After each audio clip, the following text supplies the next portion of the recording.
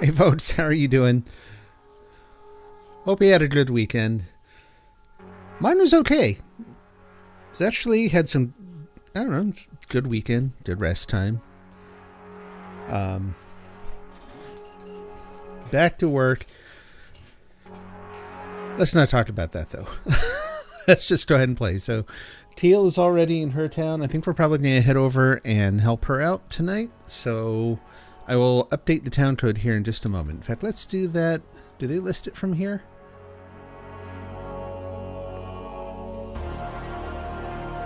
Other towns. Let's see what we got.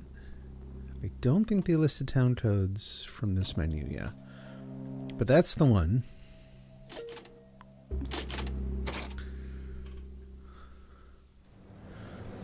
So I'm trying out a new display. My apologies. I went back and looked at the log over there on the side, the chat log, and it looked terrible on the last stream. It was completely unreadable, even on a big TV screen. So I've compensated for right now just by making the font huge, which means that they're still going to be hard to read, but in a better way, maybe. So I'll be redesigning it. I hate to get rid of those little knobs on the TV, but I'm probably going to have to get rid of them.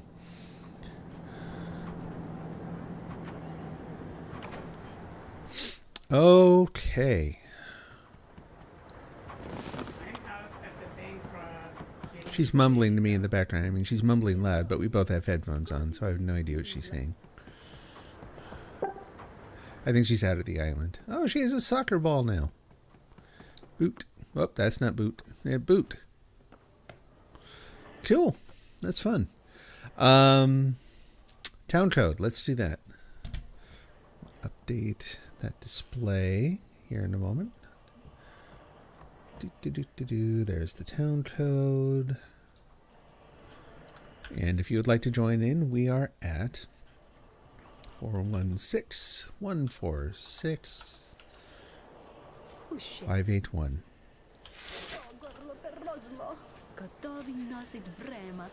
There we go.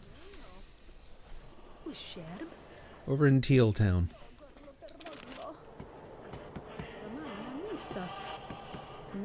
Boot. Woo! Oh, jeez, where'd it go? There. Okay. That was a good hit.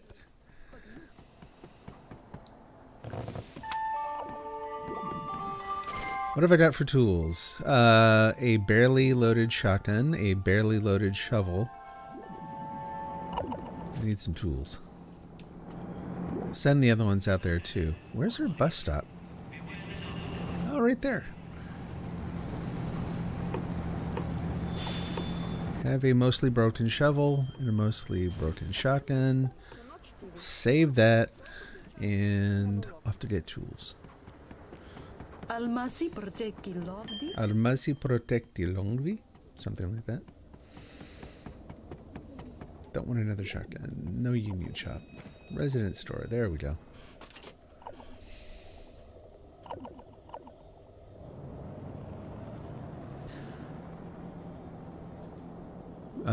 Blanking here. What do I want? Shovel. Considerably more durable. Those are the ones you want. As expensive as they are. I haven't done the math to see if they're like cheaper per use, but even if they're a little bit more expensive per use, it's nice to not have to swap them out so much. Okay, so there's that. I don't need another shotgun, so I've got that's... Oh, excuse me, Yulia. Sheesh. You're not even real. Let's see. 2 times faster. Yeah, we'll just do that one.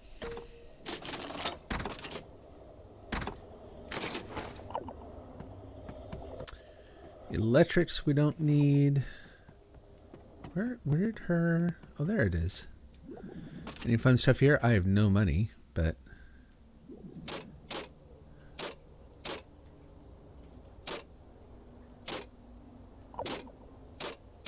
Yeah.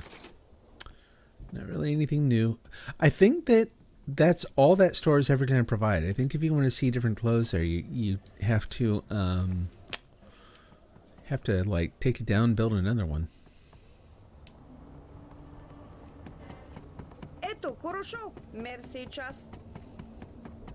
Didn't even think to check the pile here. Yeah, let's take one of those out. This way. so turned around here.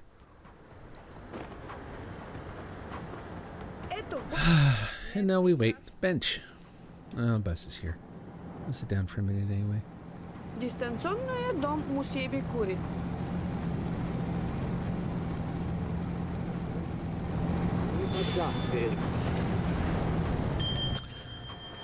Got nothing.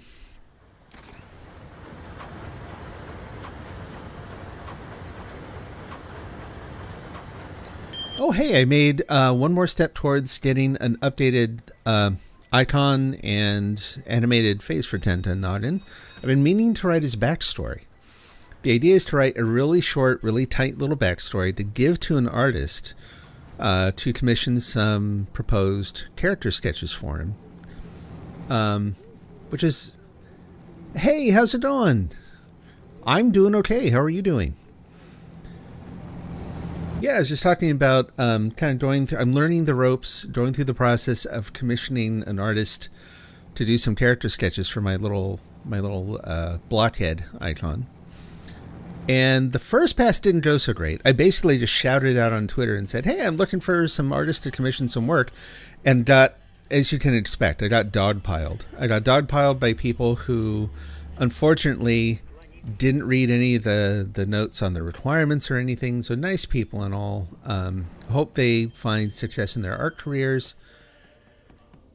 But not really anything I was looking for. This place looks creepy and abandoned. What is going on here? Which island are you at? I am out harvesting the Itzberg.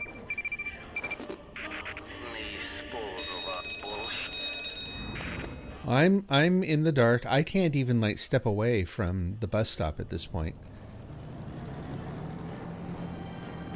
It's very dark here today. It is. So Jen, are you still playing much? I have not been able to play as much over the last couple weeks, so I feel like I've been missing out on stuff. I'm at Feet Island.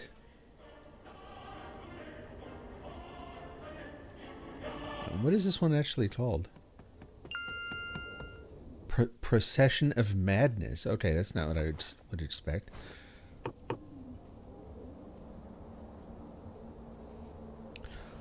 Oh, been too busy moving. Oh, okay, okay.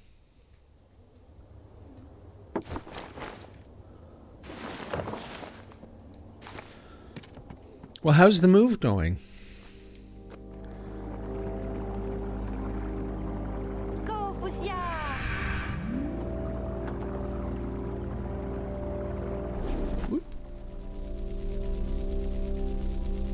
Oh, okay. Oh, cool.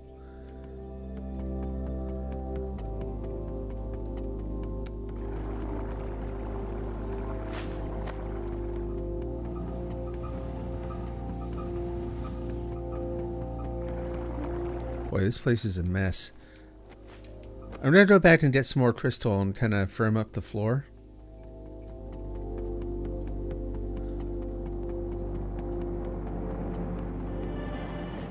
Right on time. So I'm guessing she has 2 islands right now. No? I am harvesting in Itzberg. Can you hear me? She's yelling at me, but I can't hear her. I'm harvesting in Itzberg. Saoirse's like, what's wrong? You're harvesting the Isberg. Yes. Gotcha. But I'm all done. Okay. So then I'll go out to the island. All right, I'm going to go get some crystals out of storage and see how that goes. Saoirse? So I'm going to be experimenting a little bit today. Oh, you just finished, but now busy finding work and have to pay a bunch of bills. Ooh, stressful. Will not be able to play in a long time since you have to work 2 shifts. Oh, that's rough.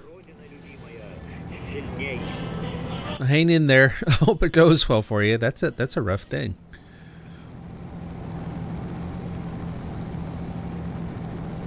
Oh, the description of the squarehead noggin. I haven't posted the actual description anywhere yet, so I'm still kind of writing it up. The original one I took down off of Twitter because I was still getting a lot of folks posting submissions that, again, they had no evidence of any kind of experience in the kind of art style I was looking for, which, I mean, is fine. You know, people, the thing is with artists is you want to find a good match, right? You want to find someone who they're doing what they like to do. They're playing to their strengths, and it happens to line up with what you're doing. I'm looking for like a mid-century modern sort of cartoon style. So kind of like line art and that kind of thing, but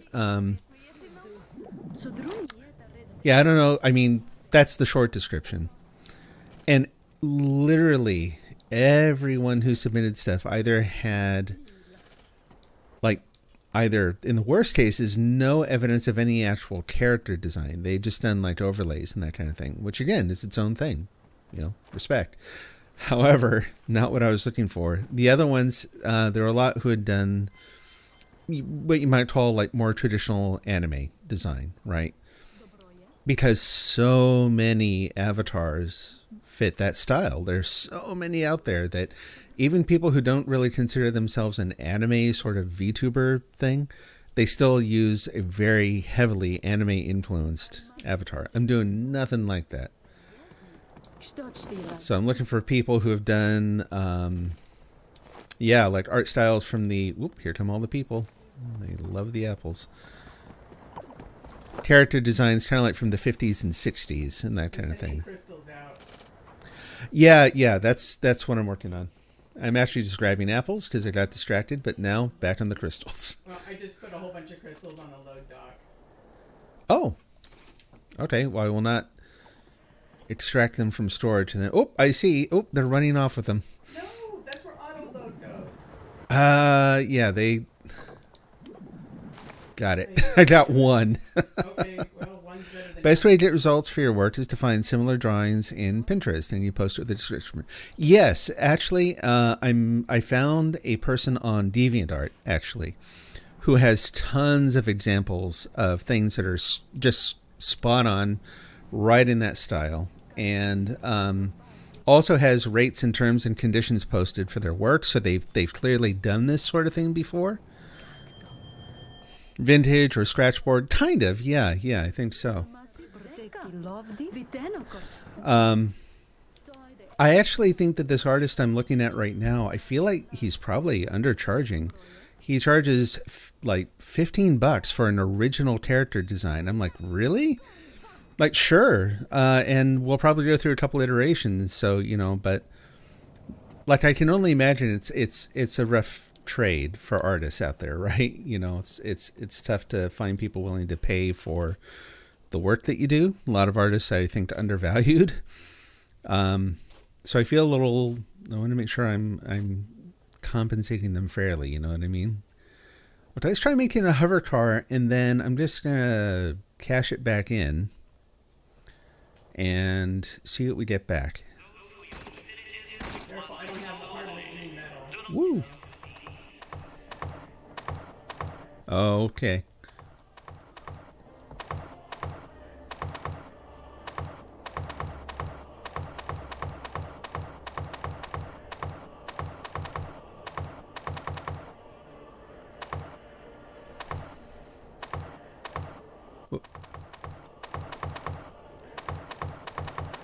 Nope, stay there. Sure, why not?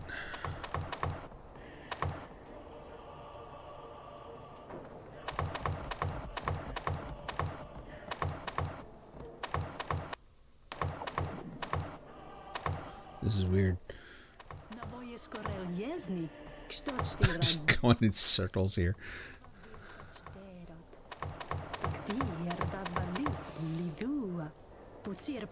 Oh, okay. Yeah, sure. I tell you what. So I just have a rough draft of his bio. Well, I tell you what. Let me kind of pitch the approach I'm taking to help out the artist, and you let me know if it would actually be helpful, if you think it would be helpful to the artist. So I have a sketch that I did, and I'm not an illustrator, so it's really super rough. So I'm posting that and saying, here's the elements I like, here's what I don't like, right? Aside, you know, the fact that it's completely an amateur job, here are the other things that I like or don't like about it.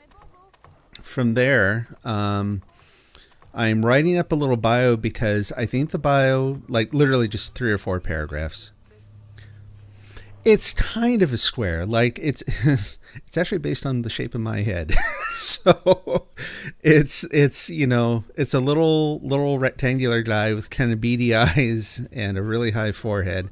Right now he has a lightning bolt on his head, which I don't like. I just put something there because it's like there was all this empty space, and I'm like, well, that looks weird. But anyway, what are we doing here? Let's do 12. We gotta get 13 over there. Let's do that. 13, 14, 15, 13, 14, 15, 9. Whoops, whoop, whoop, whoop. Nope. 10, 11, 12. Sorry, 10, 11, 12. There we go.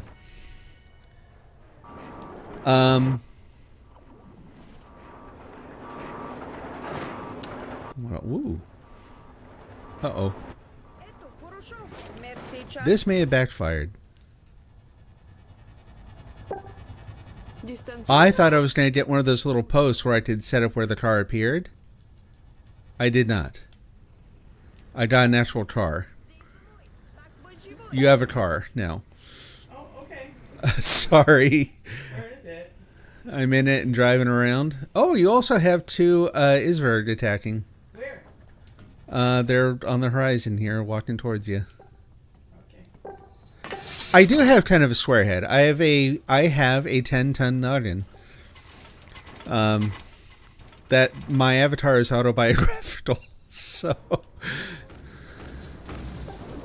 yeah, he's kind of based on me. It's it's like any caricature. It's an exaggeration a little bit, but not as much as you might think.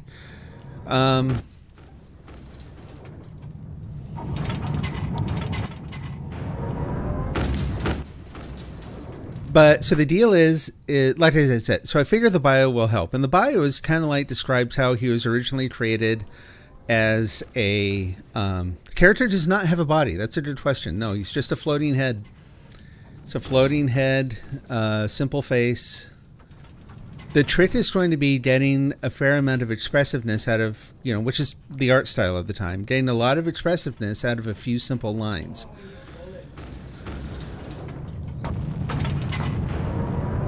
I also can't do perspective. I could not, when I did the original one, I couldn't make it so that he could, turn his head side to side. And so I'll need to get just a little bit of dimensionality in there.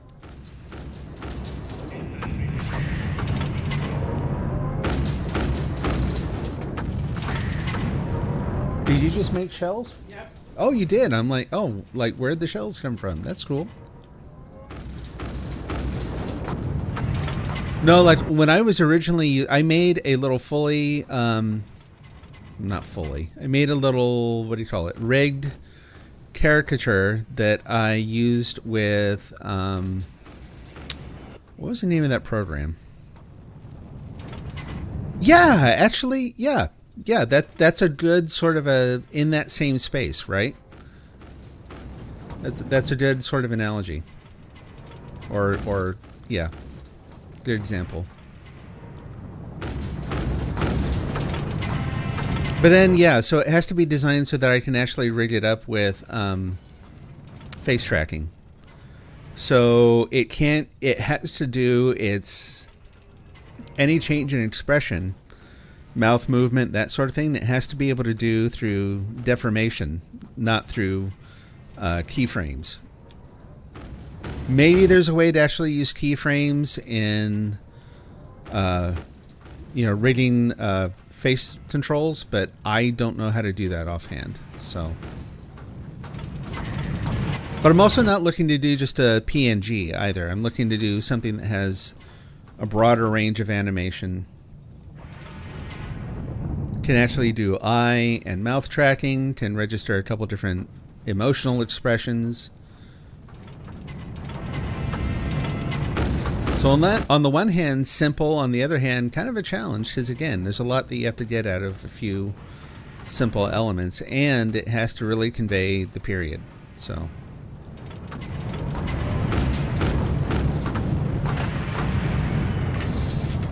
I'm curious, do you do art stuff yourself? Not that I know this may not be your thing. You might not be interested. I'm just kind of curious if you actually do your own artwork.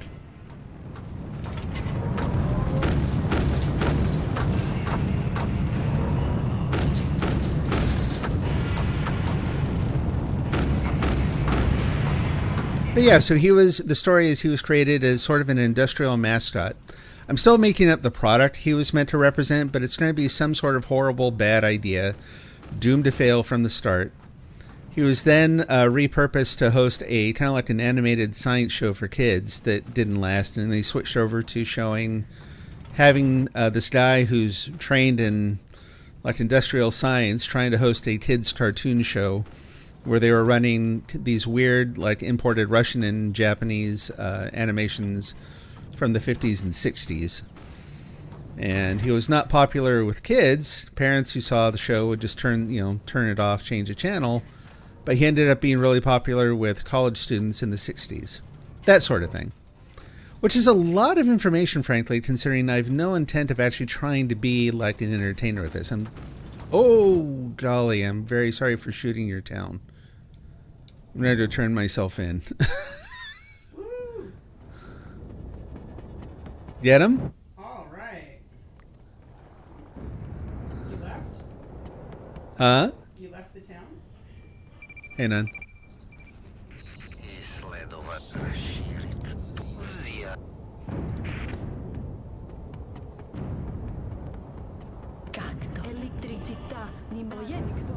I don't know where anything is in your town. Oh, there we go. Why did you leave? I didn't leave. Oh, it said 10 to 9. Can't hear you at all. Okay.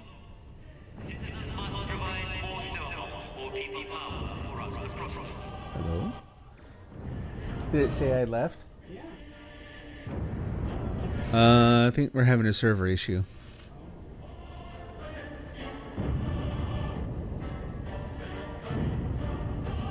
Stream looks okay, so it's an in-game thing.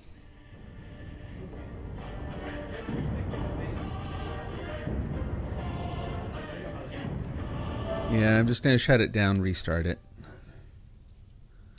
I don't even think it's a game. I think that the network connection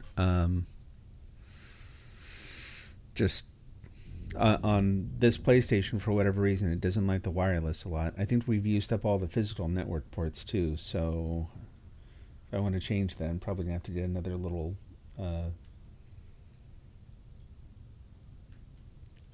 routers. Yeah, I couldn't connect. Okay, so I gotta reboot.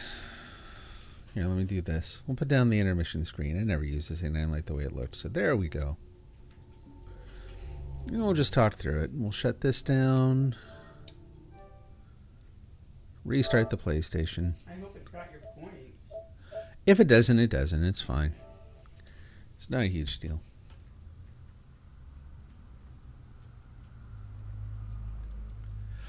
So why not PNG? So PNG offers very limited ability to animate, right? Like it doesn't do smooth animation.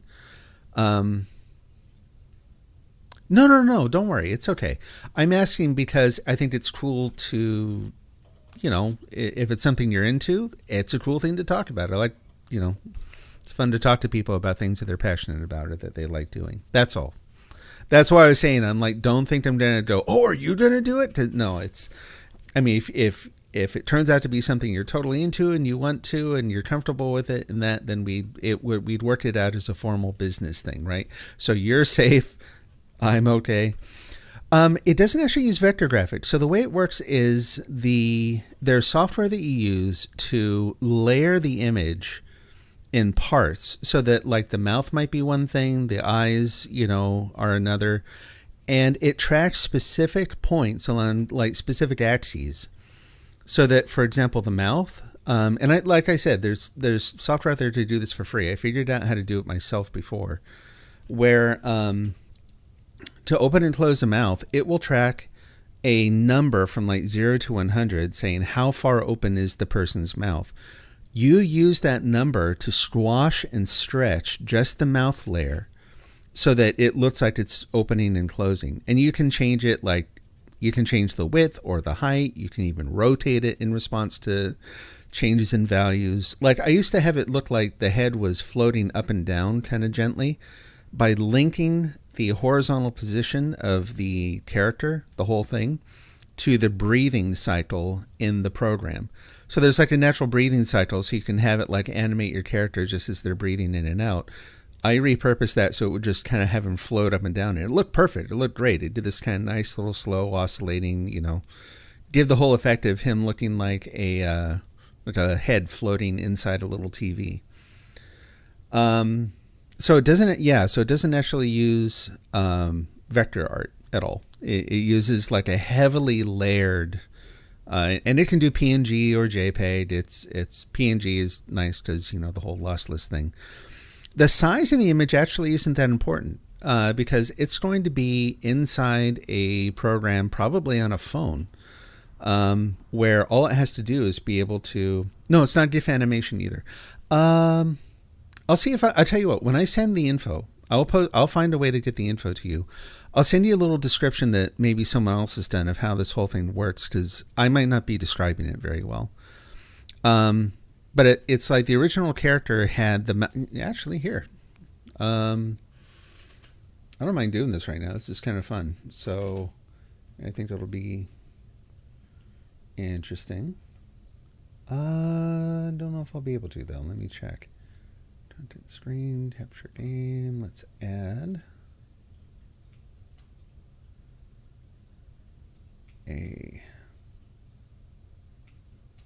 where is that? Display capture.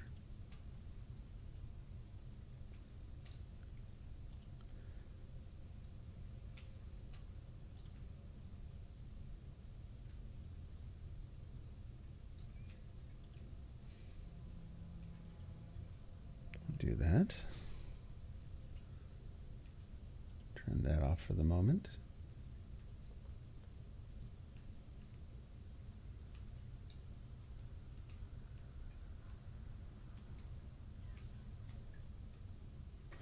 Yeah, let me find some things here real quick.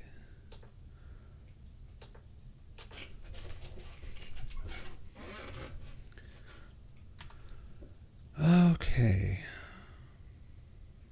As long as you don't mind doing this either. I certainly don't. Like I said, to me it's kind of fun to talk about, but we'll get back to the game here briefly, shortly.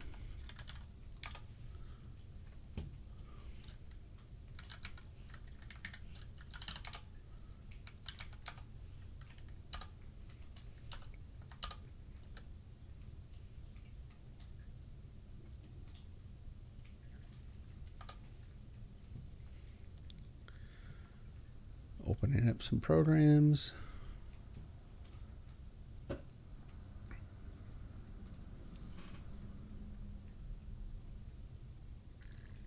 Okay.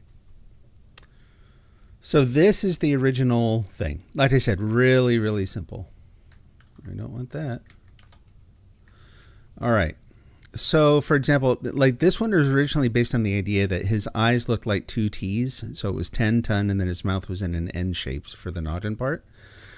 So the way this works is you notice over in the side, hopefully you can see this, there are lots of different layers for the different parts of the image, right? So his eyes are apart. If you don't look at the eyes, they're actually not even just a few simple shapes. There are things like there's some sort of semi-invisible, like, okay, so there's a bar.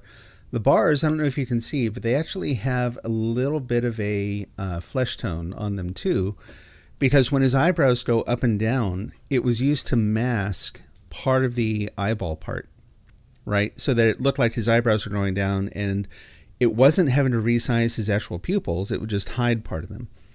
So bit by bit in the rigging application, you go through and you assign the eye will be like one thing bound to one tracking point in the face tracking. The mouth is actually bigger than that. It's kind of hidden. It's actually more like this shape, right? Again, really simple. This was sort of a test for me to figure out, like how to do this, and it would track my head tilt too, so the whole thing could rotate side to side. So you actually take the PSD from Photoshop, you load it into this other program, which Live2D is the controller. Can't remember what it's called actually. showing off my desktop here. All my secret applications. How I organize things, but that's fine. Playing a game. I will be back in the game briefly. I needed help. Okay, sorry, I'll be there briefly. But anyway, so this is kind of how it works. So it's like the eventual character has to turn into this layered thing where each layer can be bound to one control in the face tracking so that it can then rotate, distort, shift, transform in response to changing numbers from the face tracking. It's a very particular sort of thing. It doesn't require PSD. PSD is just kind of convenient. Really good question. No, you don't absolutely have to use Photoshop. Photoshop ends, if you have Photoshop, it ends up being really convenient for doing this, but you don't need it. You could actually just load in all the images separately. It's just that, like, when you look at someone like the really sort of famous VTubers, the ones I know are like HoloLive, right? Gura and I can't remember any of the other names. Gura, Emilia was one of the other ones. Girl DM, I think her original VTuber avatar used this technique where it's actually 2D, but it looks 3D because they're doing all sorts of like transformation tricks as she moves her head around. And so it does, like, it actually has some physics you can build in, so it can do like bounce in response to things. You can add weight to different parts. You can add, there's so much stuff you can do. This one is going to be comparably very, very simple. Yeah, like the anime ones, exactly. So this one, the main thing I got was that it mainly tracked my eyes, my head position, and the mouth would kind of move. The problems I ended up having were more hardware technical. Like, it didn't work as well as I wanted it to, only because iPhones have much, much, much better face tracking than like a webcam can do, because they use IR, they have software built in just for doing that. So when you're running the control software that attaches to this rigged model that you create, iPhones work really well. The one I was using would get tripped up by things like, I actually have a beard in real life. I have glasses. It didn't like that. It didn't like that at all. And so my eyebrows were constantly dancing, that sort of thing. So we're going to say, no, we don't want to save that. Let's go to here and go to library. You're going to see my history here in a minute, but again, no shame. Let's see. Oh, my videos. There we go. If I find one of the old ones, yeah, hopefully it's not going to show anything important here. I should be careful. No Man's Sky. Oh, I've got older stuff than that. Why are you not showing everything? Well, I'll have to look that up later. Let me actually do this. Pull that over here. So yeah, so the initial character design can mostly ignore, a lot of what I've said, because the key thing is to get across the style, the core idea. It's just that I want to make sure that, like, as it goes from one expression to another, that most of what you can do with it can be done through translation, deformation, and that sort of thing, right? Like if there's something that does really complex, like eye movement, you want to be maybe a little careful of that sort of thing. But in this case, that shouldn't be a concern. Most of what I'm doing is going to be super, super simple. Let's go to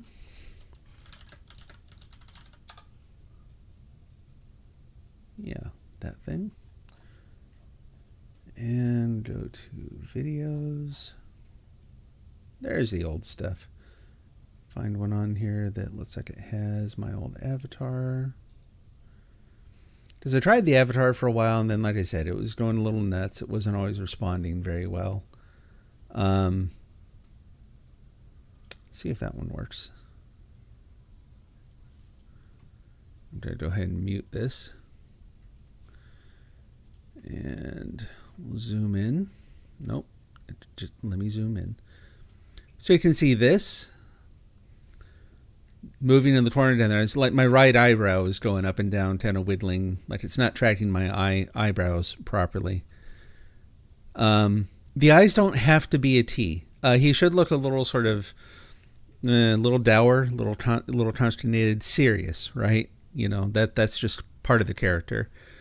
But yeah, so that mouth moving isn't actually, it's just taking that mouth shape I showed in the PSD and stretching it up and down.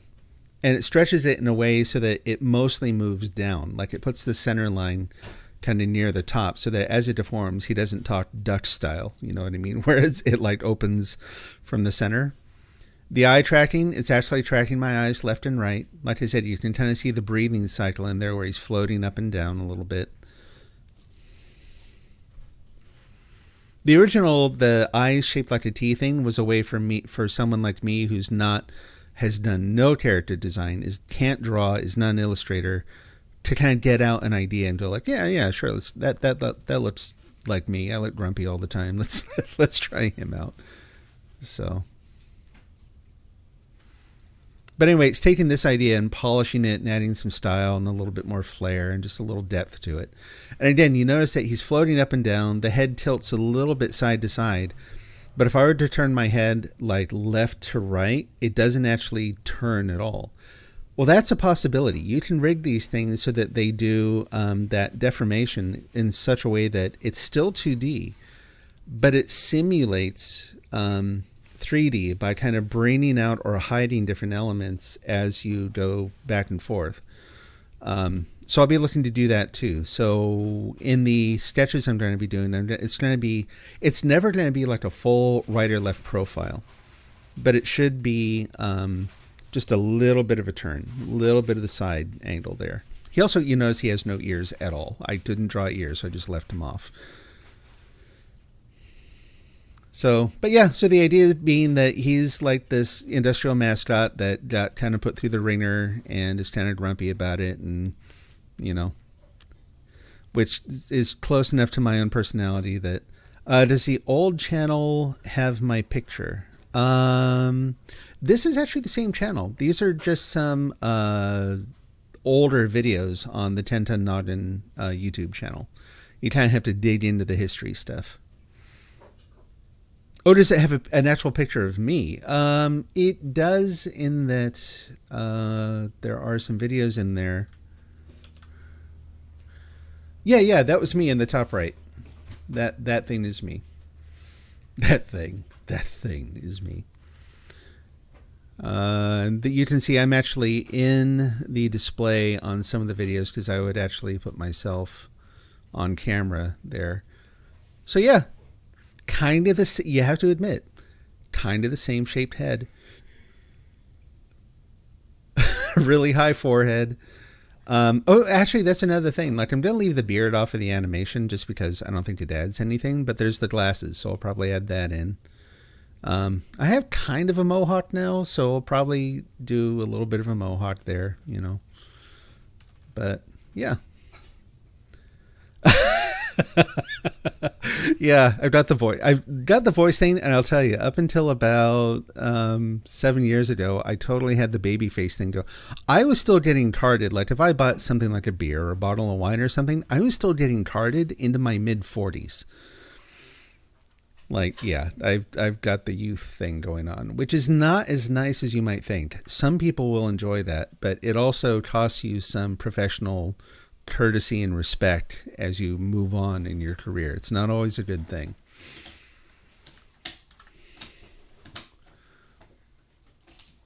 So, cool. All right, well, I've abandoned my wife. She's still, I'm not sure what she's up to, but I'm going to go see if she is still playing. Get going there. So that's through the magic of the intermission screen. I'll put that back down. Turn that off. Turn on. None of this is on buttons, so I gotta go find the controls in OBS, which is not always all that great. I'll live till 120. You know, I'll probably just die sounding like a young person. More than living to 120. Not to be too pessimistic, but, you know.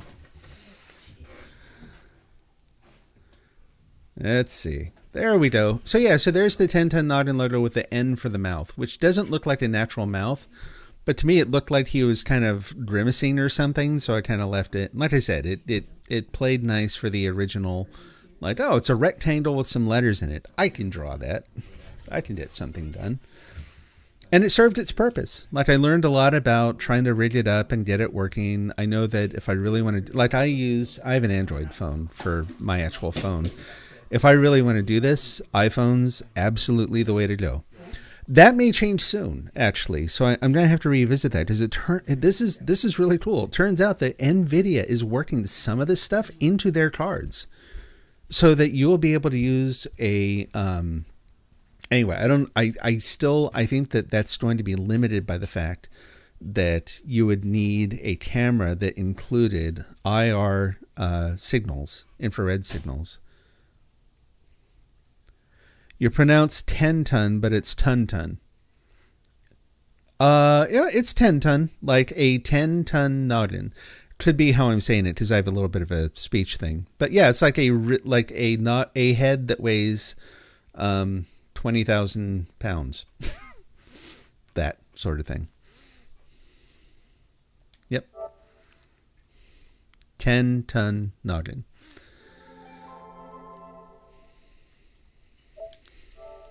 See if this works.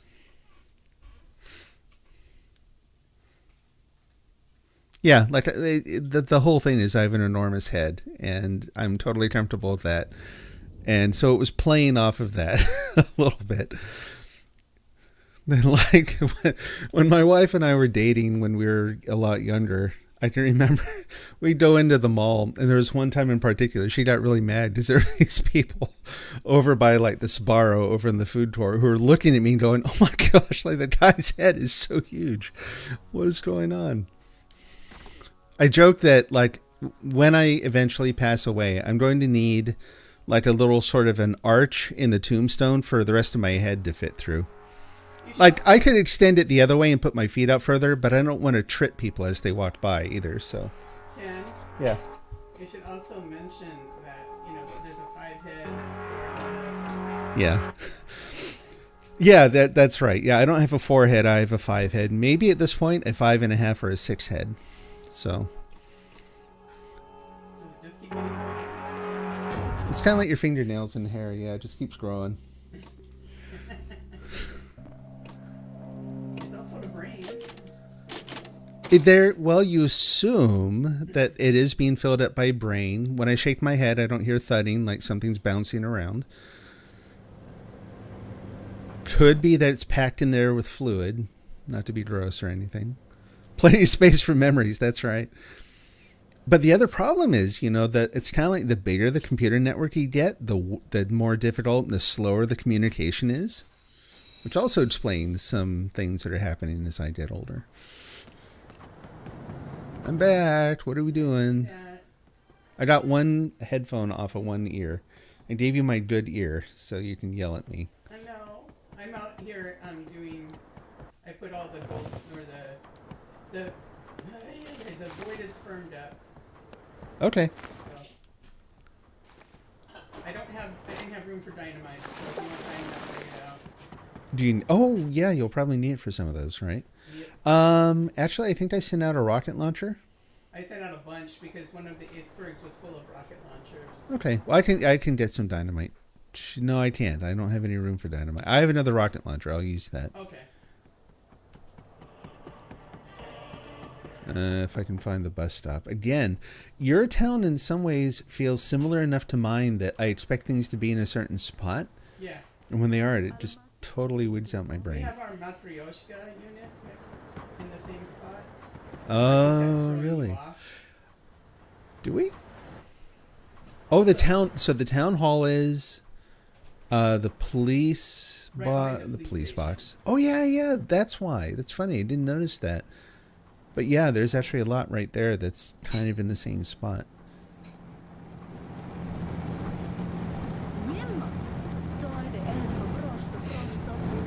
But yeah, all this stuff with the channel is just literally for fun. Like I said, I'm no entertainer. I'm totally comfortable with that. But the tech is really fun to play with. You know, there's so much stuff you can do that if I could have done this when I was younger and playing games, I probably would have tried and failed to make a career out of streaming. Just because the toys are a lot of fun. I love having my little stream deck here where I can switch around stuff and do transitions. I worked as a software engineer in my day job, and I wrote a thing that uses the speech recognition on Azure, Microsoft Azure's cloud services, only because they offer more free stuff in this space than Amazon does. But anyway, set it up so it would do voice to text, and then rigged that through a local web service that would listen for key phrases and play videos on my channel as I said things. So if I said, "What is that?" it would recognize that and play this little cartoon clip. There'd be a little channel click, like, and then you'd see a little cartoon, and then it would switch back to me. I really want to do more stuff like that. Because, like I said, it's just a whole lot of fun to do. Fun tech toys. Natalia, give it back. Oi, my Yeah. Not cool, man. What is that one? Oh, there we go. We'll cry about it and then move on. Boo-hooing about Natalia, and now Nadia taking the crystals I was going after. Oh, I did it should be okay. So the language I use mostly is C#. It's the one I've been using I started out in C and C++, did Java for a little bit, for a long, long time ago, and has been C# since .NET first came out. Also looked at doing some... Oh, golly, I'm going to forget the name. What's the other one I always talk about? No, not .NET. Python. Not Python. Although, good for you for... That's cool. For remembering stuff. The one that Brian uses. That too, but that's not the one I'm thinking of. I don't know why. Escher. Yeah. Basically, I've looked at doing some functional programming, but I've not done that professionally, so I've not really pursued it all that hard. Yes, also did a lot of HTML, CSS, JavaScript. So like the overlay, the overlay that's on there now, the chat window in that is a lot of CSS to transform it's a chat aggregator in Restream.io. So Restream.io lets me broadcast to Twitch and Twitter and YouTube all at the same time. I can actually broadcast up to like 4 different things, but I've only got a couple set up right now. They also offer chat aggregation so that I can see chat from all those different sources in one spot. And like there's a way to add your own commands and that kind of thing. It's actually kind of cool. So that's what I use to show the integrated chat on the screen. And then to get it to look like that, that's a bunch of custom CS that overlays their page. Ooh. That was almost bad. What about you guys? We'll take you out instead. Gotcha.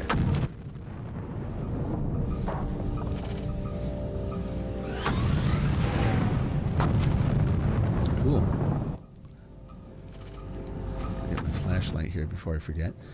So yeah, CSS and like I said, JavaScript. The voice thing, the thing that would actually do the switching and like play the videos that I had queued up to different key phrases, was all. It was a combination of a web, kind of like a web service in.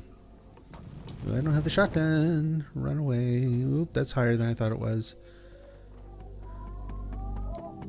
talking tech while also doing this turns out is harder than it sounds, at least for me.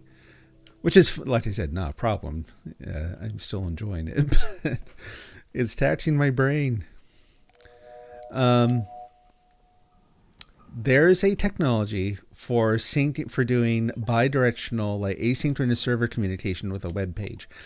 I cannot remember what it's called right now because I'm playing a game, but it uses that, but it doesn't use ASP.NET. I'm not a fan of Microsoft's web framework at all. So I kind of rolled my own service for doing the server communication. Simple HTTP calls, basically. And then the web page itself that displays the videos is a combination of JavaScript and CSS, again, to show the videos.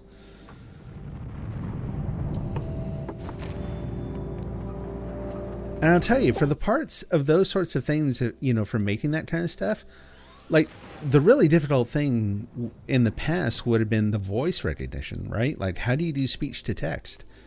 And kudos to, there are people who figured that kind of stuff out on their own. And I am just in amazement of those people. Because I couldn't imagine doing that sort of thing. But there's so much of that stuff now that's just off the shelf. You can go and, Amazon offers a version of it. Azure. I'm kind of looking for one that doesn't use the cloud. I would rather host it locally so that I can control the cost a little better. But I also don't use it enough, unless I streamed every day for a long time and kept it on all the time, I don't think I'd ever use up the free budget that they give you for that. So, for what it's worth. But yeah, I thought it'd be fun to do more meme stuff, It's kind of fun. It's kind of a popular thing to do.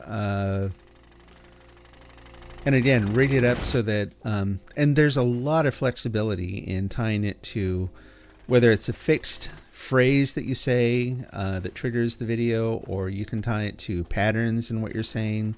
Like if I say the same thing, if I'm trying to train myself out of, I could even do like an automatic nickel jar for cussing.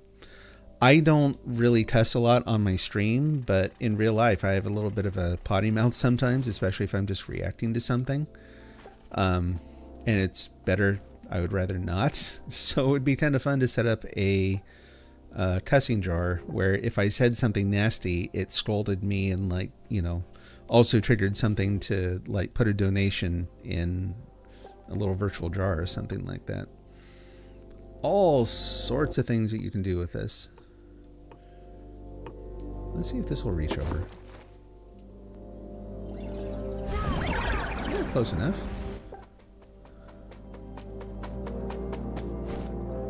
So you said you were working 2 different jobs, or you were looking to. What kind of work do you do? If you don't mind my asking. I get it. I always say this because, it is the internet and details are, I get that people want to be careful too. So you don't want to say, that's cool. No offense taken.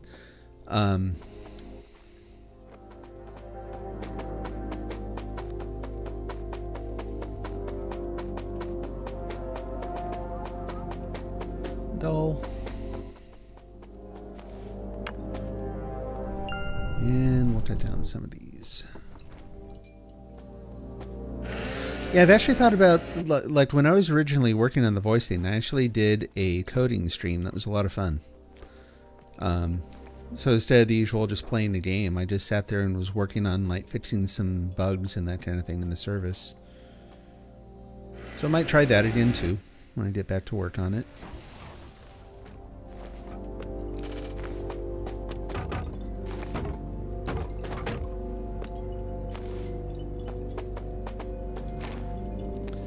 Been in Surface Mount. Okay, Surface Mount SMT. Is that SMT? That's the SMT I know. Is Surface Mount Technology, manufacturer for many years. Your desire is computer science. Very, very cool. Yeah, and I would say comp sci programming still really, really good field to go into. It has not slowed down in terms of, you know what I mean? There have been a few periods where it's been a little tougher to find work. I've never been out of work for more than, like, the longest period over the last 20 some odd years was like 4 months something. And that's when I was changing jobs. I had been a manager for about 6 years. And I decided I didn't want to do that anymore. I wanted to get back into coding. So I had to do big shift, basically, like big shift in focus. Applying for machine operator and construction. Okay, cool. Yeah, so I actually worked in SMT software, Surface Mount. Yeah, so I worked on a product called SimBridge, which I do not know if it's still out there. But it was a very popular package for managing, for doing circuit board production line management. So it would do line programming. You give it your design and configuration and stuff, and it would generate programs for all the different machines on the assembly line. I never did anything all that fancy with it. I came in late, and so I was sort of the do the stuff that other people aren't doing guy. But it was a really, really fun team to work with. What's the requirement for comp sci and what's the starting wage? That's a really good question. So I'm going to say that there's actually a range of things that you could look at.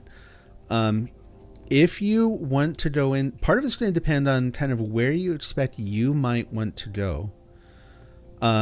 Starting wage is tough because it's partially going to depend on where you are.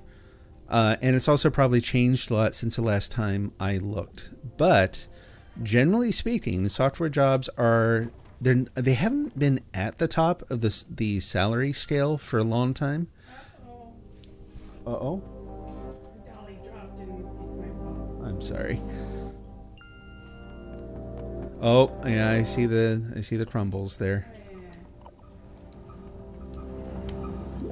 But even though it's not at the top, it's still up there. So between the salary, the benefits that you get, the highly consistent work, it all pays off really well. When I started out, and this was a long time ago, this would have been, I don't mind talking about this would have been when, like, the late 90s, starting was about $45K, typically. And it's gone up since then. I mean, you'd figure that's 20 years ago now, so that tells you it's definitely gone up, right? It depends on the kind of programming you do. There are certain languages that are just going to pay more because it's harder to find developers and they're popular or they're in demand right now. Something that's fairly big, I don't think it's quite as big as a lot of people want to make it out that it is, but is all the cloud-based stuff, right? Whoop, wrong one. Amazon, AWS, Azure. I would say Amazon more than Azure, personally, having worked with both a little bit. Now, here's the thing about comp sci. Comp sci is good if there's something that you want to do that is highly mathematical. If you want to go into something like if you wanted to go into research, absolutely, you have to look at a comp sci degree. If you are looking to be a software developer, you may not need a full degree in comp sci. Some of the best programmers that I know never actually went to college. Now, that's not to say that means that it's just easy and you can kind of get by without, really trying. Not true at all. You have to work really hard at it. But it is possible to get a decent job without a full college degree in software. I don't have a degree in comp sci. I do have a degree. So I got my degree in engineering physics, which is kind of a weird amalgam of things. But it was enough to get me started. Since then, that has not played into my job at all. Very few of the programming jobs I've done have had anything to do with what my college education taught me, other than college is good at teaching you to be self-sufficient and learn independently and work super hard at learning and studying research and that kind of thing. But if you're able to do that on your own, as some people are, then more power to you. Again, I'll say you don't necessarily need a degree. I have a couple examples of people that, because I worked as a hiring manager for a while, so I hired people who, like I said, some of them had no college experience, but when we talked to them in the interview, I mean, they knew more than a lot of the highly educated people that we had interviewed. One of them was a guy who he learned to program because he was working in a photo lab at the time, and learned to program so that he could automate some of his job. Like there were certain parts of his job where he found out you could write little modules for some of the equipment that he worked with, so he did. And after working with us for a little bit, he was being recruited by companies like Netflix, Facebook, and so this guy's a little bit of an exception in that he was just one of those people. He's super bright, very highly motivated. But it's a good example of, like, if you have those things, you can actually make a pretty darn good career, without the degree. So why am I focusing on the degree so much? College is expensive, especially these days. I will also admit I'm still paying off college this far into my career. Like, it ended up being super, super expensive. Even though I'm kind of, in my age generation here, I'm squarely in Gen X, right? But because of when I went to school and when certain things happened, economically, I'm more in millennial or Gen Z in terms of like what the job market was like, what housing costs were like, and that kind of thing. And so college, like, I don't regret going. I don't know that I would repeat that now. I think there are other paths that are worth exploring if that's the career you're looking for. So, but the thing about programming, again, is that there is no one programming job, right? There are so many different things you can do. There are so many things now where you can actually get certifications without a degree that if you apply at the right company, that certification is all they're looking for. They're not necessarily looking for a degree, right? Oh, yeah, sure. I will do that. No, thanks for chatting. I appreciate the questions, too. And if you have more detailed questions or anything, I'm only going to have one opinion, but I'm always happy to talk about it. Like I said, I've been a hiring manager, worked in the industry for 20 years. So feel free to ask if you'd like. But yeah, take care. Glad that the move is done. I hope you're getting settled in okay, and good luck with the job search and getting all that lined up too. Hope that goes well for you. And if you come back later, see you then. And if not, have a great evening.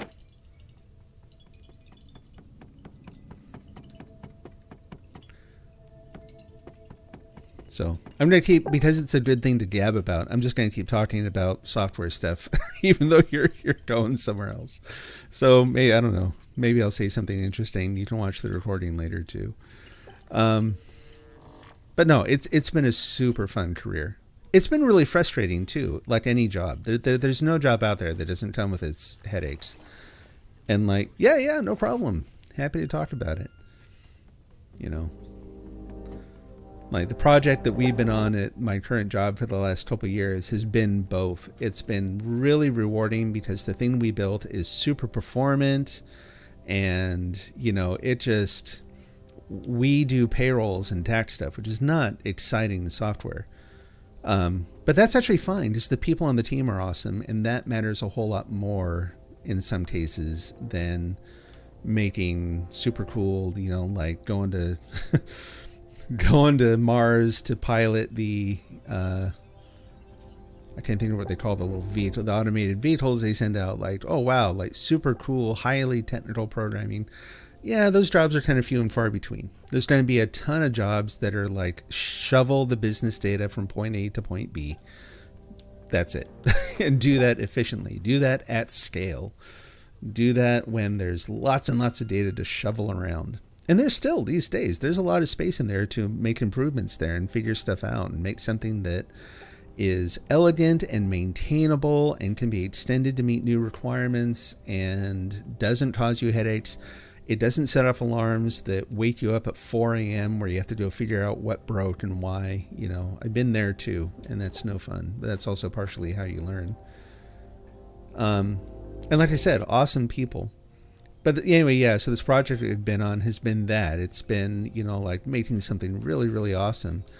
But it's also been a lot of the typical sort of things that are common to almost any software project, which is a lack of clarity in some of the requirements, back and forth with business people who honestly are just trying to get a job done and aren't experts at describing what they need. That's not really their fault. That's just human nature. Like most of the time when we're doing a thing, we're not thinking like, how would I explain this in phenomenal detail to a technical person so that they can automate what I'm doing here or make it easier. They're not accustomed to thinking like that. Very few people are. And so there can very often be headaches in figuring out from your clients what it is they need. And sometimes they aren't all that forgiving. You know, they can be a little needy at times. It's just part of the job.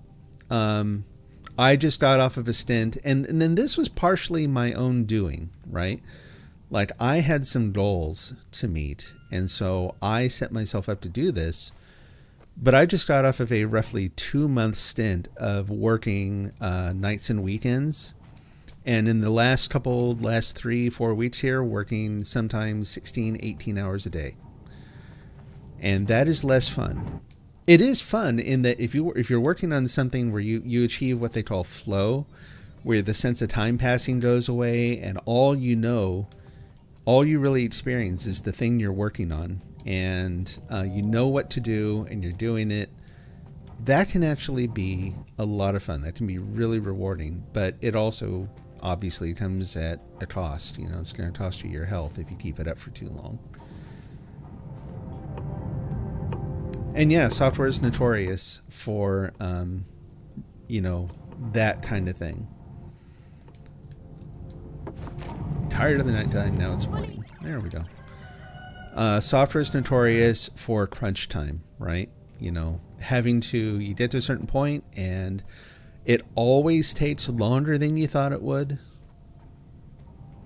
And everyone, you know, they work really hard, and despite your best efforts, you get to where it's like, okay, we made a promise, we have to have this thing done, it has to be done. Wow, you got another one. Crazy. That's cool.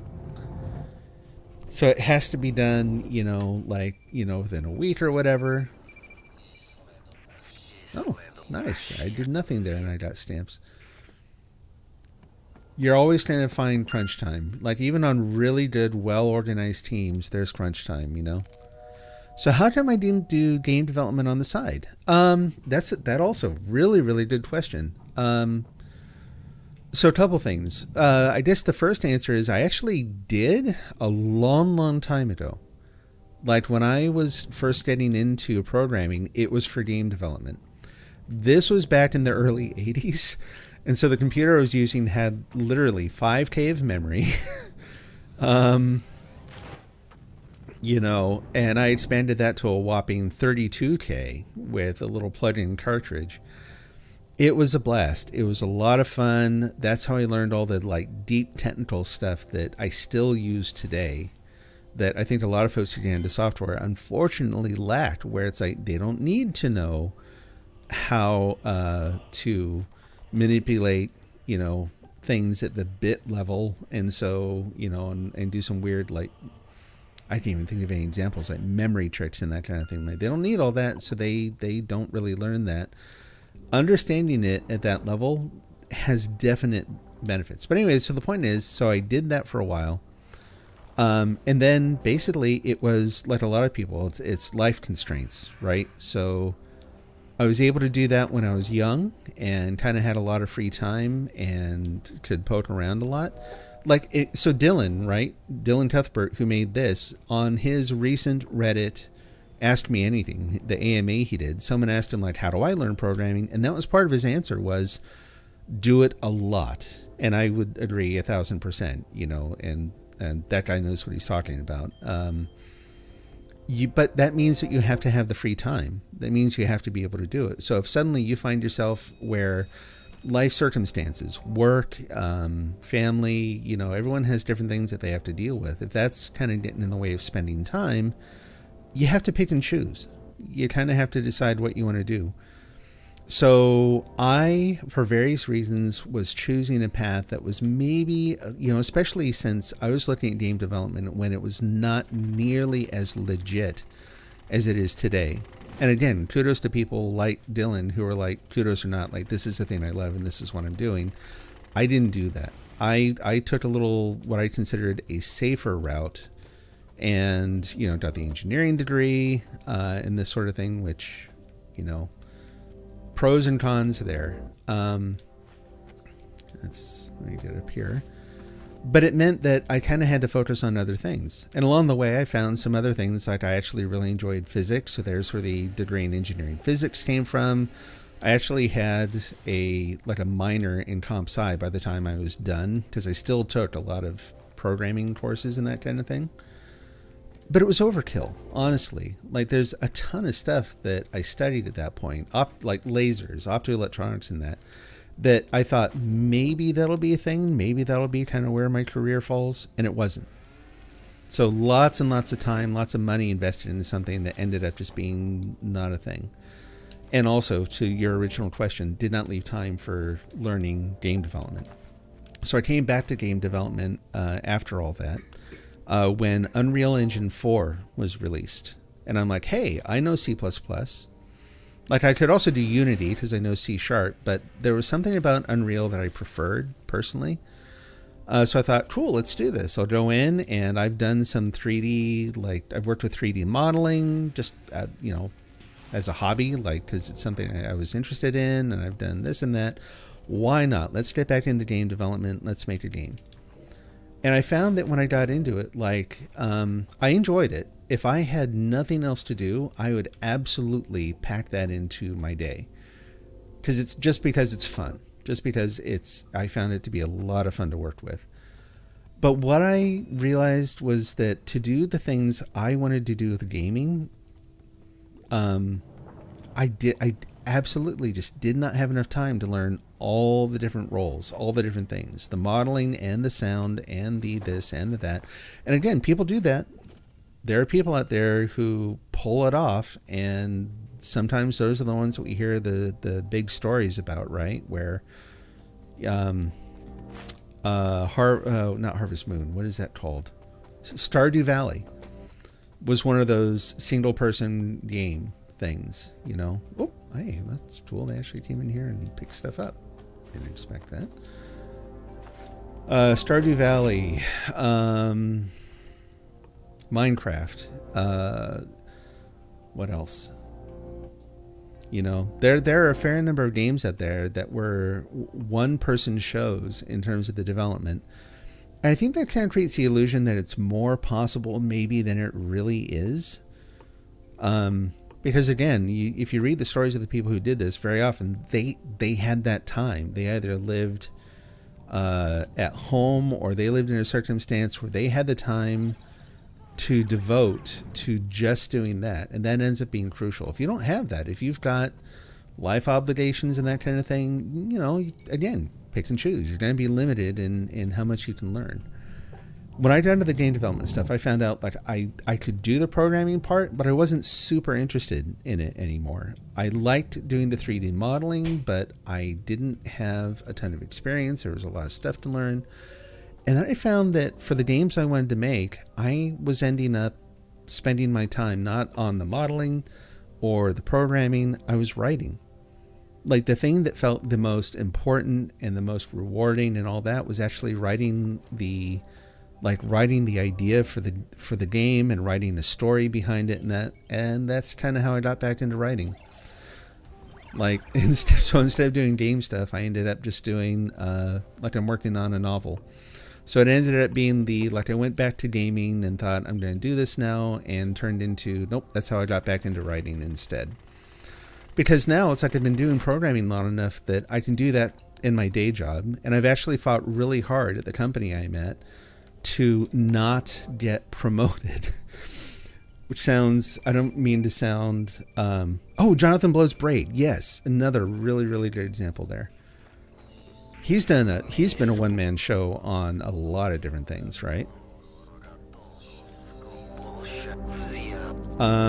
The guy who made, why can't I remember names when I'm online? There was a game that was a pixelated, kind of a vintage looking, it was kind of from the same period as Braid too, and I'm not going to be able to remember the name. He ended up, unfortunately, getting really, really bitter. He got a lot of trash from people who were expecting him to... I think it's probably a mix of both. It's probably, people maybe being a little over demanding, but also he was not responding to people's, he was not responding to people very well either, unfortunately. And so ended up, I think he kind of got out of game development. Oh, The Witness was a team. Oh, okay.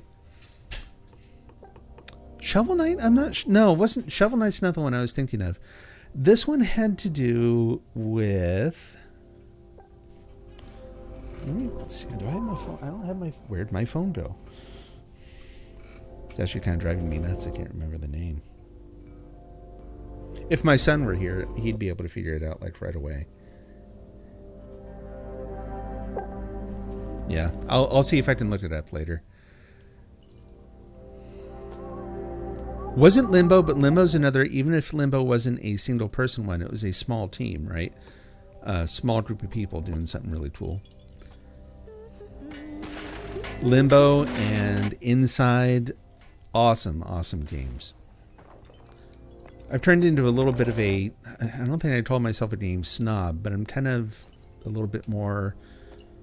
I don't find as many games that I really, really, really enjoy these days. Oh, really? Oh, that's cool. I hadn't heard about that. Ooh.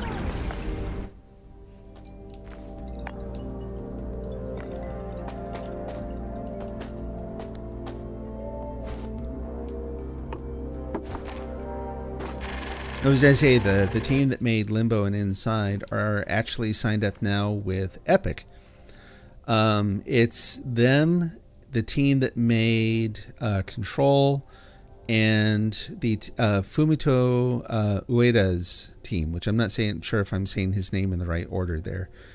But anyway, he's the guy who did Ico, Shadow of the Colossus, and The Last Guardian. All three of them have this sort of a deal with Epic now where they have complete creative control. Epic is funding their game development. And they also get a really good share of the profits when the whole thing's done too. So which Epic, man, I love Epic. Of all the different game companies out there, and you end up hearing all these sort of trash stories about people who overwork their employees and that sort of thing. Epic seems to be doing everything right. At least I think so. It's really, really cool to see what they've done. And this is just kind of the latest thing where it's like really potentially positive partnership with the game developers. Picking companies who have a really good track record of delivering really good, very innovative and distinctive games. Very cool stuff. Yep. Yeah, also good examples. So yeah, it's totally possible. There are a lot of people out there who do it.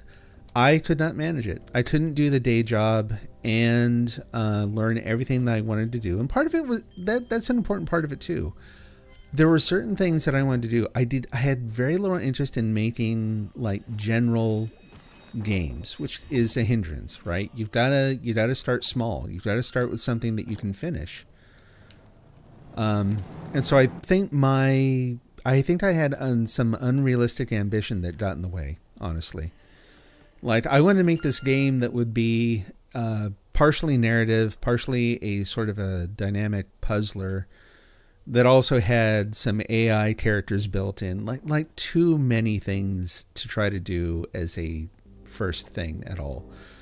And I stripped down my example to, okay, I'm going to do a game where the whole thing takes place in a single room.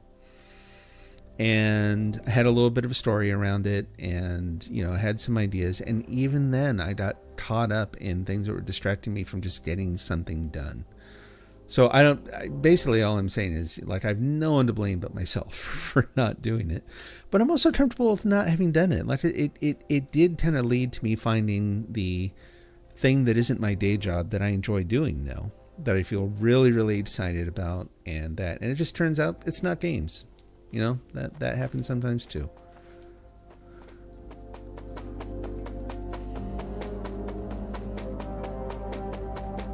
It's one of those things where, you know, there's game development is such a beautifully cross-discipline, multidiscipline thing. Like, there's so many different things that you could potentially learn in pursuit of game development, all of which have a part in making really, really awesome stuff. There's so much to go into it. Writing and music and sound and visuals and these new things that are unique to that particular medium, right? You know, AI stuff, that sort of thing. It's a really exciting thing. By the time I got to where I could kind of pursue some of that, my interest had just shifted. So...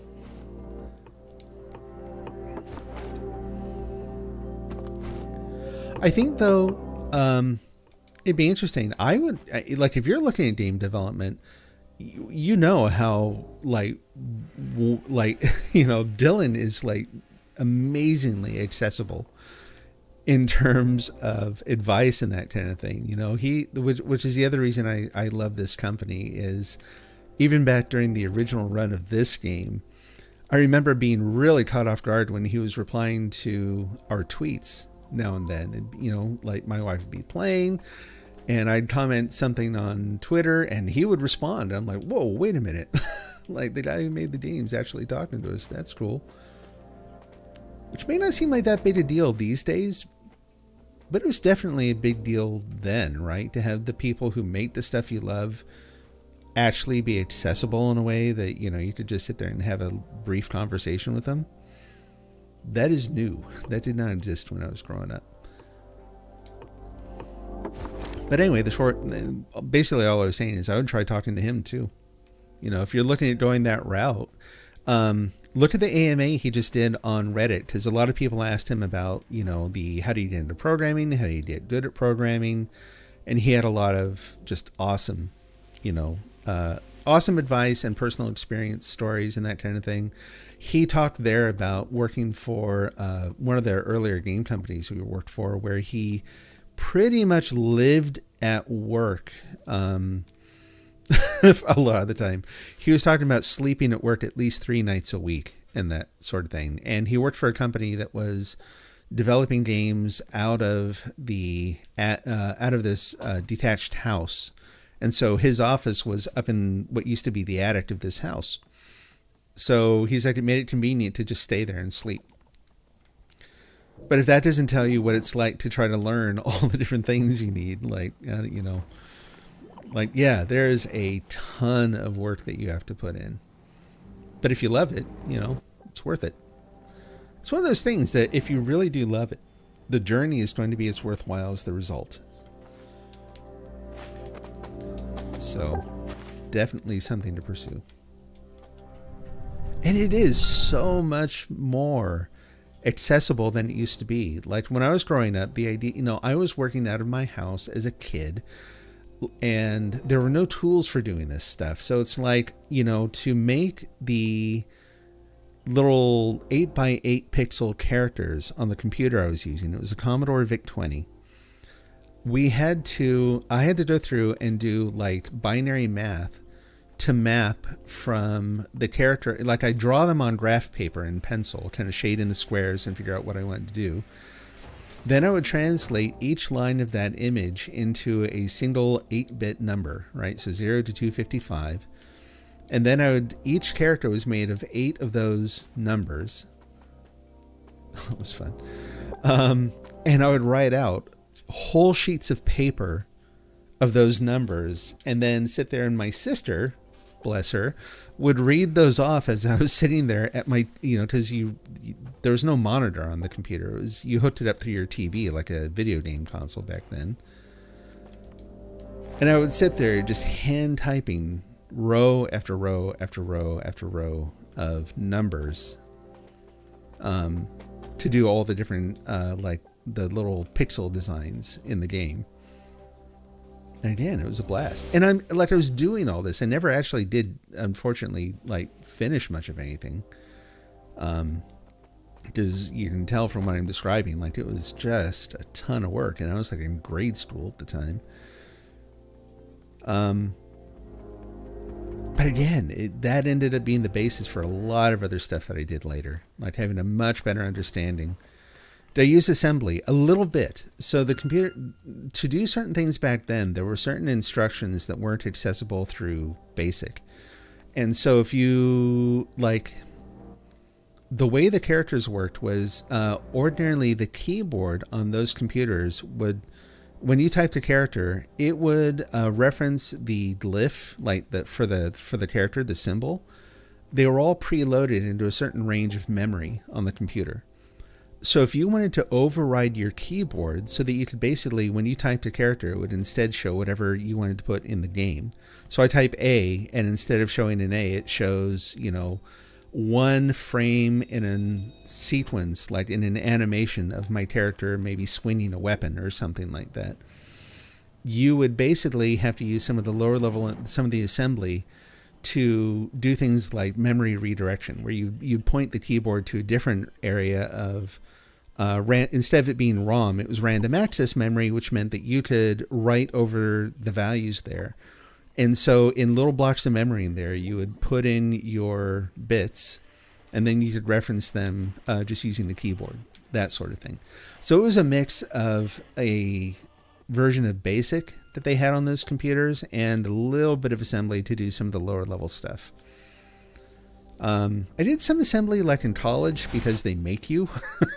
Like we actually I went through a course where they teach you the design of back then it would, when I was there, they were doing what was called a RISC computer, RISC, so a reduced instruction set computer.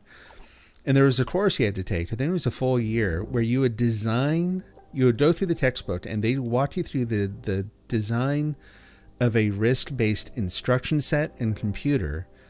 And then you learn how to program that RISC computer in RISC assembly. And write. It's one of those things where it's one of the ways that to me college is weird because, yeah, we're learning computer hardware and system design and assembly. Like that's a lot to learn already all at once.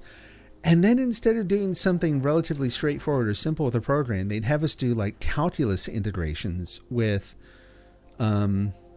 assembly. I'm like, why this? Like, let us focus on one thing at a time, please. Oh, okay, no problem. Yeah, well, stop by sometime. Like I said, love to chat.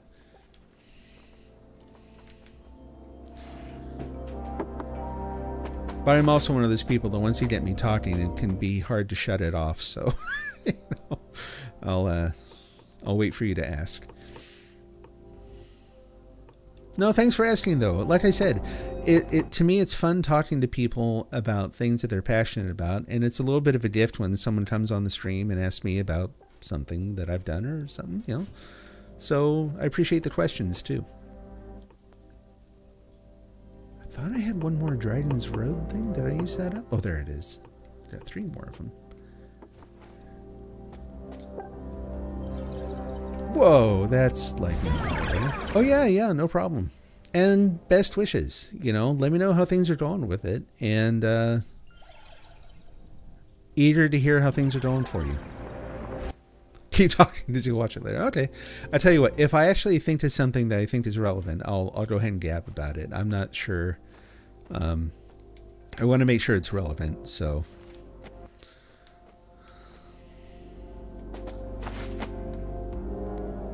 But no, I'm excited to hear how things go for you. Like I said, there are, I think, 1,000,001 roads into this kind of career.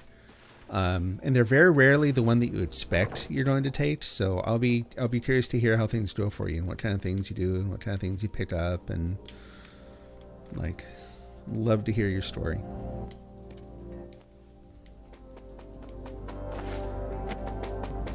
Let's see, where do we want to go from here?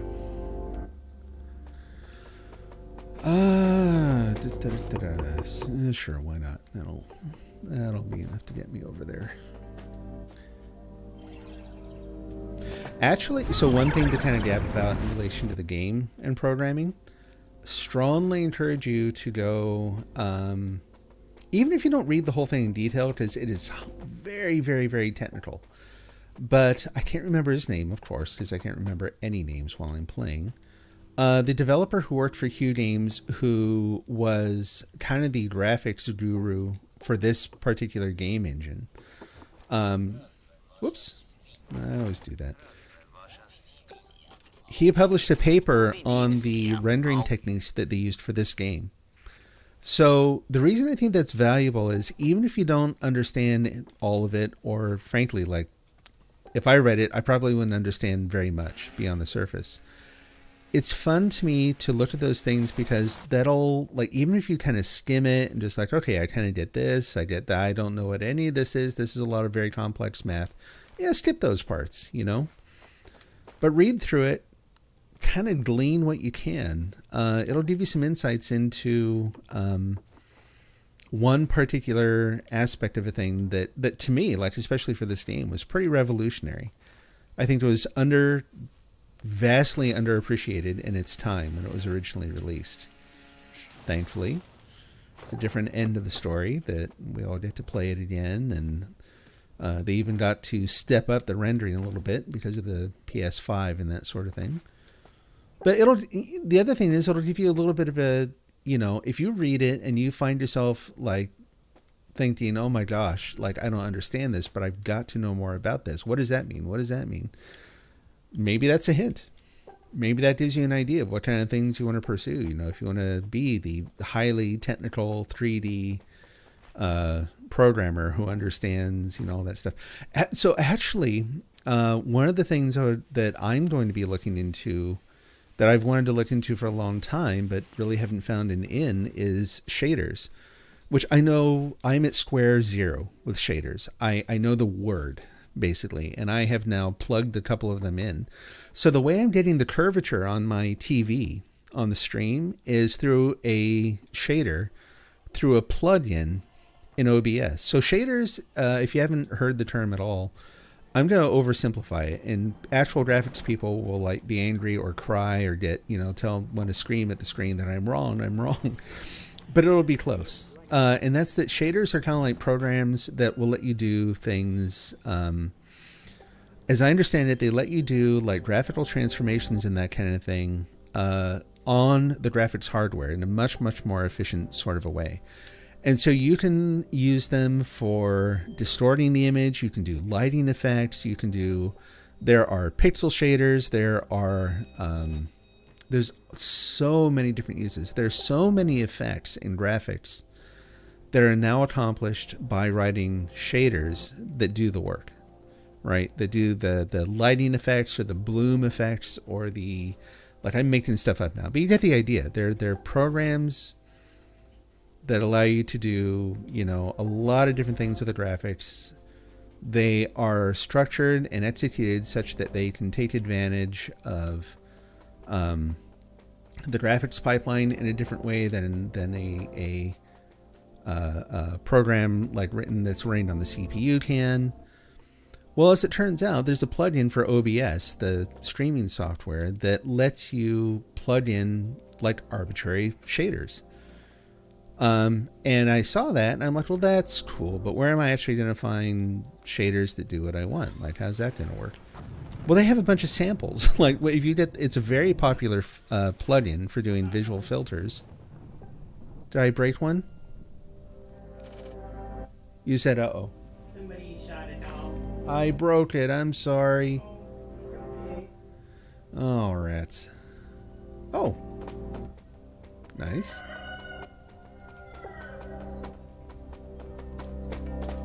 Wish I had a shotgun to get rid of that guy. Very sorry. But anyway, yeah, so there's this, they let you plug in arbitrary shaders and then they provide some samples in there. Well, one of the ones that they provide is a shader for doing CRT distortion, that bubble effect like on a TV. Well, the nice thing about the shaders is the code is right there. Like if you've done programming in general, you're going to be able to look at that and you might not understand everything that's going on. Maybe you don't understand the math all the way. But you've got the source right there. You can actually experiment with it. You can tweak it. You can make your own changes and then load it in and see if you blue screen your system or if you found something new, you know. But it gives you the freedom to experiment, and that is really, really important. So I'm looking forward to it. I don't know everything I'm going to be able to do. I'm running no fewer than, let's see, 1, 2, 3, 4, about 5 different shaders right now on different aspects of the display. I use them to get the CRT curvature on, so I can fit the image, a rectangular image, into that kind of bubble-shaped frame on the TV. I'm running one that video that's running underneath the town code is really just a movie taken from the original Tomorrow Children of the subway tunnel. And I am adding like all kinds of saturation and like I'm basically making it look all sort of semi-psychedelic just because I think it looks neat. There's actually a raster scan simulator running on the chat text as well. So it's simulating like the flicker that you get from a CRT on the text so that the font that I found, which kind of mimics old pre-LCD, like LED bar displays, and then I add the flicker and it makes it look a lot like an actual old, you know, kind of like a CRT-based display. Find things like that. Like if you find something that you like working with in another area, like, you know, sure, you like programming, but also like in this case, I like the idea of fiddling around with graphics toys and that kind of thing. Like if you can find those things and play around with them, it's going to make it that much easier to spend that 100,000, 10,000 hours, you know, over the years, actually doing a bunch of programming, right? It's going to be a really good in to get lots and lots and lots of good experience with it. Like I mentioned, that one guy who ended up working, he ended up, so where I live, Nike's main headquarters are not too far away. And believe it or not, Nike is a programming powerhouse. They are one of Amazon's biggest clients in terms of their cloud infrastructure and that kind of thing. I interviewed over there. Didn't go so great, I will admit. It was not my best interview. But I know some folks over there who have been there for a number of years now. And like I mentioned, this one guy ended up working over there for a while. And he started that way. He started by trying to solve a problem that he had to make his job easier, found that he really enjoyed it, just kept building on it. And so, yep.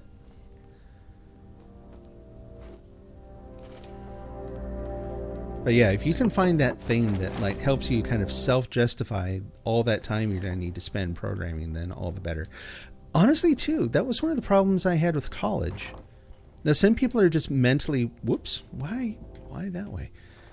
Some people are wired differently. Like they can do college where they're given an assignment and they don't care that it's not really a real world sort of realistic thing, you know? It's the job. They find satisfaction or whatever in doing a good job on the whatever the assignment is. I was pig-headed. Did you take the last one? I did not. Somebody did. I just saw it. Okay. They must have got it really fast. Yeah. I'm trying to get as much coal as I can down here. I'll be down shortly. Probably going to die. I'm okay with that. We're just going to keep the coal coming. There. I was really pig-headed about homework. If it didn't feel like a real thing, if it felt like they were just making up stuff for us to do, I couldn't do it. I absolutely hated it. So I would be spending time on my own, not doing my homework, but working on programming things. Whether it was like math problems that I just really enjoyed for their own sake, or learning 3D stuff or whatever it was, like I ended up spending a lot of time that I probably should have been spent doing homework and getting assignments ready and all that. But again, no regrets. Like I did not graduate with a 4.0 GPA, but I also learned an awful lot, and I don't regret anything I learned. So if you're the sort of person who can do the homework and it doesn't really matter that it's kind of a made-up assignment and that, college might be fine. For me, it made me realize that I would never like go back for my master's or anything. There's no way. And some people will say, oh, you're just making excuses. You know, everyone has to do that. I'm like, no, that's not true.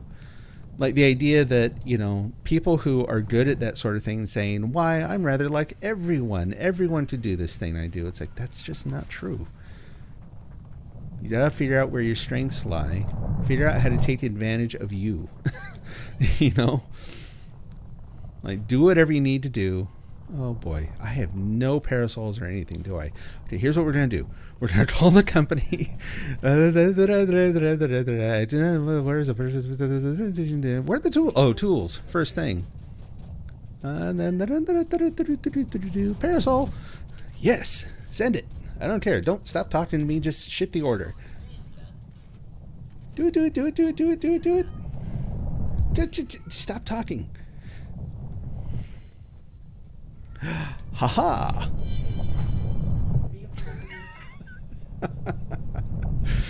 Oh, and I'm going to use it twice. That's okay. Haha.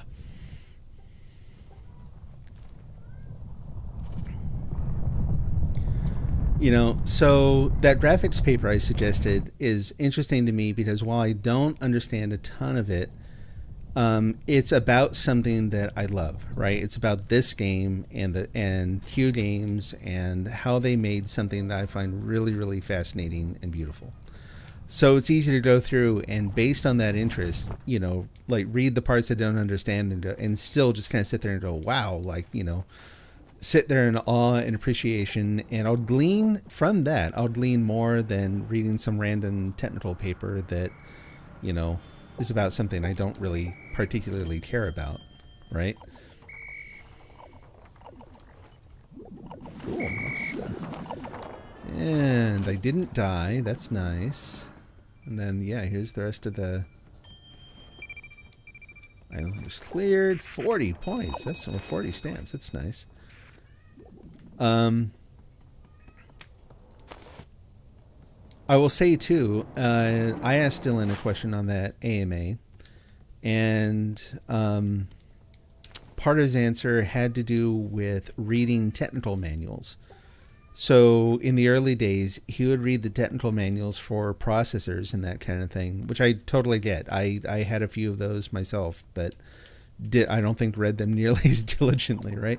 But he talked about this idea of how he would read them because he needed to reference them for things that he was doing, but he would also read the parts that, you know, like he would still skim over the parts that either weren't relevant or that he didn't quite pick up on right away, because it all helped. It all contributed to this general knowledge of that would help him do what he was trying to do.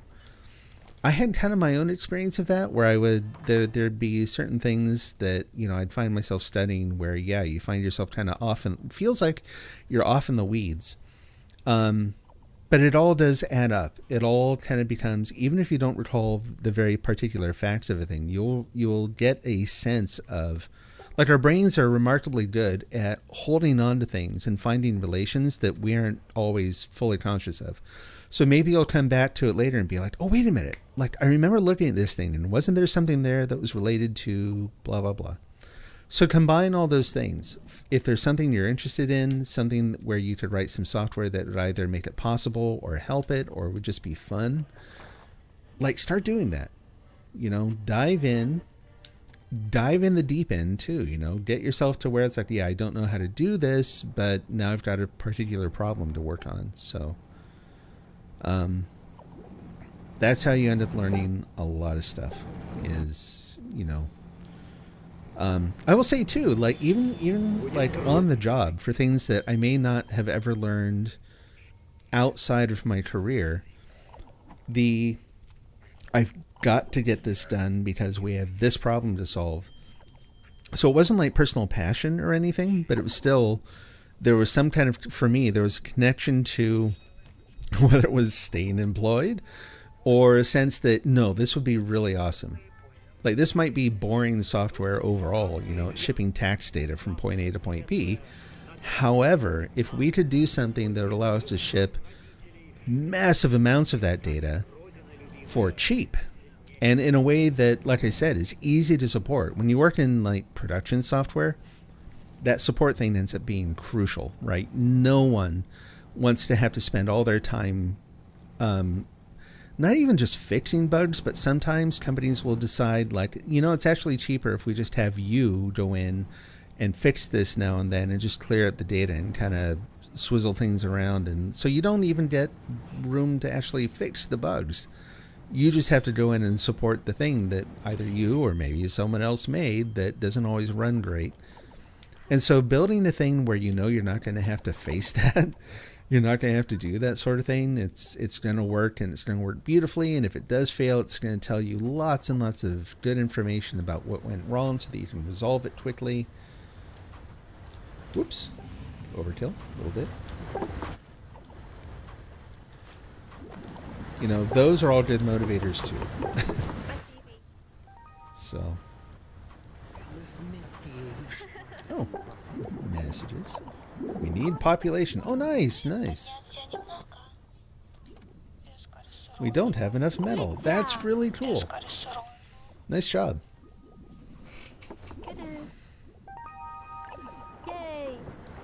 So I'll say this too. The caveats that come with all this advice is that my path through the industry is going to be very different than a lot of other people's path. Not because I did something unusual, but because, like I said, this is an extraordinarily diverse field.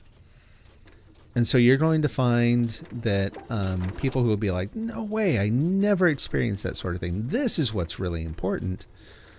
And they're not wrong. They maybe took a different path through their career, and they did different kinds of work, and they worked for organizations that valued different things. And so, you know, I think that's another reason why it's important to have some kind of personal angle on what it is you're learning, because it kind of, you know, in absence of an industry focus or an industry center, it can kind of keep you focused on what you want to do next. You know, like as a language, like I'm not a huge Microsoft fan, honestly, which is weird because I've been a Microsoft developer now for, you know, like I said, 20 plus years, and I've never been a huge Microsoft fan. But their languages, like C# and that, C# really is a really fascinating language. Scala was the other language I couldn't think of. Scala is a really, really amazing language. It's next level to learn. It takes a long time. It takes a lot of practice. It is I don't know if you've heard of functional programming. Functional programming is its own thing, and it has its own sort of peculiarities. It is really, really expressive and powerful. Oh, nice. But all that expression and power comes at a little bit of a cost in terms of comprehension sometimes. So, like, I can't talk about what the problem was, but I had this problem recently with aligning what ends up being like really poorly aligned data. Like, I have data from over here and over there and this other place, and I can't guarantee it's always going to line up. But I have to treat it as though it will. I have to kind of find a way to glue it together and so that even where it doesn't line up, it kind of fills the gaps according to very specific rules. And like, you could end up writing a ton of code that looks at it case by case and tries to deal with all billion, you know what I mean? Not billion, but you know what I mean? All, like, every single possible combination of this but not that and that but not the other thing.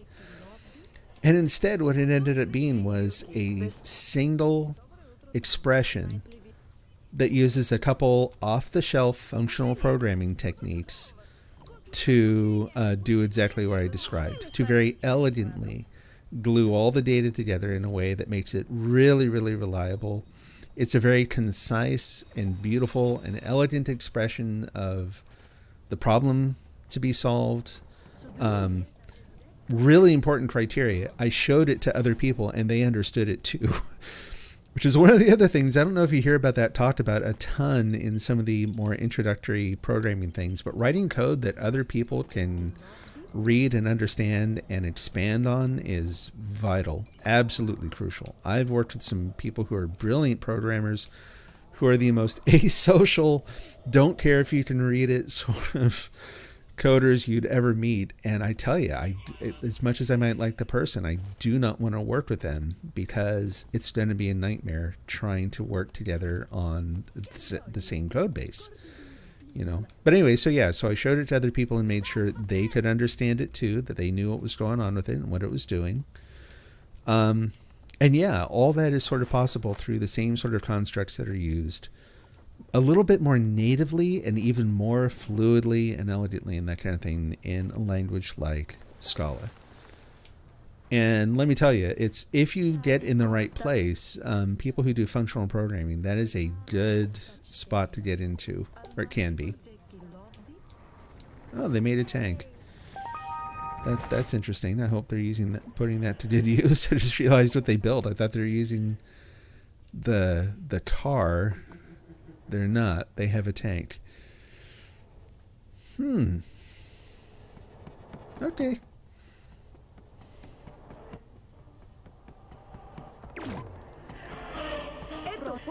Anyway. No, it's been fun talking too, like on the Discord.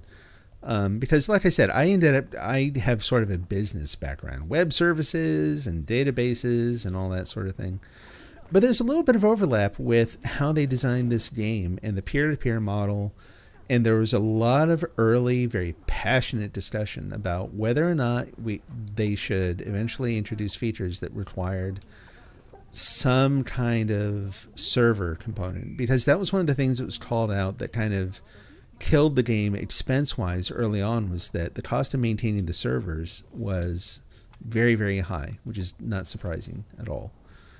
And so there are certain things like, what if we wanted to make kind of a roster of different people who have servers who are available, you know, and maintain it through the game? What if we wanted to do anything that required a central point of communication for this game? It's like, oh, that goes back to the server model. No, that's going to be too expensive, and don't do that. We don't want to kill the game right away. And it's like, I get it, but if it has value, and it's not like full-time 24-hour, 24/7 servers, maybe there's some room to do some server-based things. And the discussion was interesting. I ended up kind of getting in a little bit of an argument with someone about how, like, no, you really could do an on-demand version of a service that maintained some, like, oh, that's interesting. I've never seen one of them.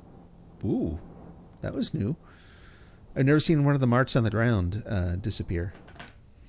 But anyway, so you could do some things that required server coordination, but do it in such a way that you're only paying for what you use, and you do that in such a way that you minimize network costs and that kind of thing. And people were so strongly opposed to any kind of server component. And then Dylan stepped in and was like, "Oh yeah, Epic Games actually offers a free version of that kind of service." Like discovery services and that kind of thing, and it's like, oh, well, there you go. Cool. Look at that. We talked about programming. That was awesome. That was really cool. And then, of course, in that particular case, the discussion then shifts away from the cost of it to, yeah, but you don't want to make everyone get Epic accounts just to play the game. And I'm like, I'm sure I get that. Again, if it had a lot of value, maybe you don't care so much about that part. Maybe that's not such a terrible thing. All depends on what you're adding to the game, and if it pulls people in, and there are more people enjoying the game, more people with towns you can visit, and But no, I'm having, just from a purely amateur hobby sort of level, having tinkered with computer graphics and ray tracing and stuff fairly early on, when this game originally came out and I was looking at the graphics, and you go out, like, I know it looks different now than it used to. But you go out here and you look at the reflections of things in the void and the lighting effects, and there was so much stuff that if you kind of had a sense of what was possible in graphics at the time, and you're like, holy cow, like how are they actually making it look like that? How are they making, like, it looks like we're actually watching kind of like a vintage, like a period animated show, like a Soviet kids show or something, you know what I mean? It's all these different things that add up to this really, really beautiful, very different, but really beautiful graphical experience. Yeah, it was just another reason to get into this game in particular, was how it looked, you know? Anyway, I'm going to be done. I think I'm kind of running way into the weeds here, so I'll be done talking about that for right now. I'm also just I'm wandering completely aimlessly because it's surprisingly difficult to talk about that stuff and actually do meaningful work in the game. So I'll say though, I'm hoping that this game lasts long enough and grows enough that we get to see things like maybe some additional technology added to it for doing more community building and additional services that we can add on, you know. Like, because it's a console game, I'm not expecting them to publish the same sorts of like APIs that you could use to do maybe like player run rosters of towns and that kind of thing. You know, all that I doubt you'll ever be able to automate the integration with that kind of thing. But I can hope. And if not that, then, you know, maybe they'll do it themselves. I'm sorry, what?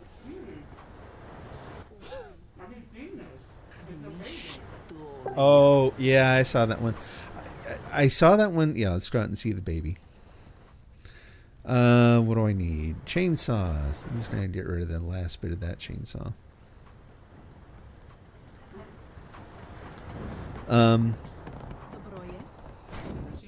Yeah. I'll be right back. Yep. But basically, yeah, I'm hoping that the game lasts long enough that we get to see them do even more with the technology. Graphical, sound, definitely. I know they need to... I'm sure with all the different audio issues that they've suffered, they are also eager to redo parts of the sound. What I saw in the Discord, what Dylan had said that they used a sort of a black box, older third-party library for doing the sound, and so there are few options to reconfigure or diagnose or maybe even fix things. So, and I imagine that was just a matter of time and economy, right? It's like they're trying to get the game released as soon as they can. There's not a lot of room to fiddle around with completely redoing the sound in the game or anything. Which I'm probably oversimplifying it, but it's an easy thing to imagine. But now that it's out the door and people are playing it and the sound is potentially causing issues, like I still have the sound just kind of blanked out every once in a while. It feels like it's one of those things that's probably justified to go back and spend a significant amount of time on.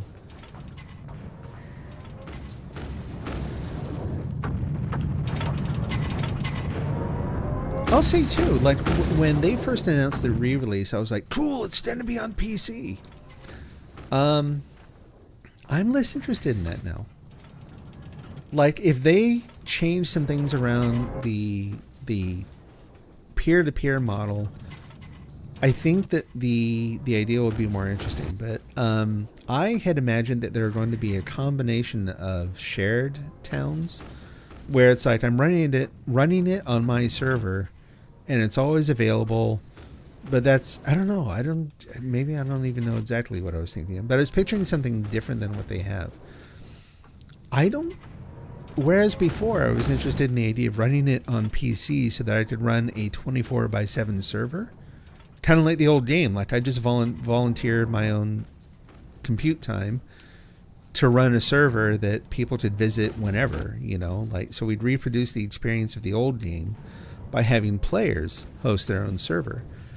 That doesn't really work here anymore, because what I found is that, like, if I run the game and I step away even for a relatively short period of time, I'm going to get stomped. The few times I've had to step away briefly is when all the Isverds show up. And I come back and my town is like, well, that town is done. Time to rebuild a new town in the same location. I'm not hitting him anymore, so we'll leave that alone. So on the one hand, I'm kind of interested in them making the PC version still. On the other hand, it really does introduce a lot of complexity in terms of preventing hacks and, save file manipulation, and there's so much more room for people messing with a game. It's not that they can't now. I mean, people are still doing stuff.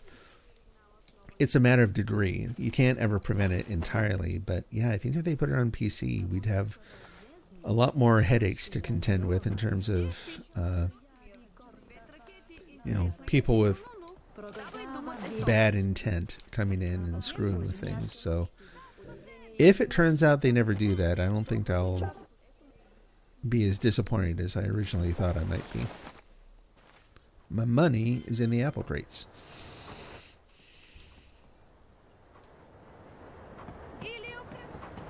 Like, I still, even on PlayStation, I thought, I've got an extra PS4 sitting up on a shelf. Like, maybe I'll use that as my server. I'll just, if they get enough, it's really important to get lots of people playing the game. So maybe, and I just don't think it would work. I haven't really pursued it much because of the few experiences I've had where, again, it's like I step away and come back and, like, where'd my town go? I couldn't imagine trying to actually run one like 24/7. Even just because of, like, all the updates they've had, you constantly have to be updating your server and that kind of thing. So even if you did want to pursue that, it'd probably be better to wait till things were a lot more stable. So.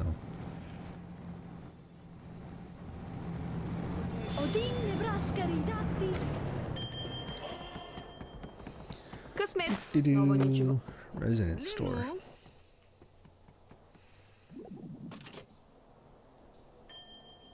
No, but even having just a trivial, completely amateurish experience working with programming and games, and I looked at this game and I'm like, how did they do? I see any number of things. And I'm like, how do they do that?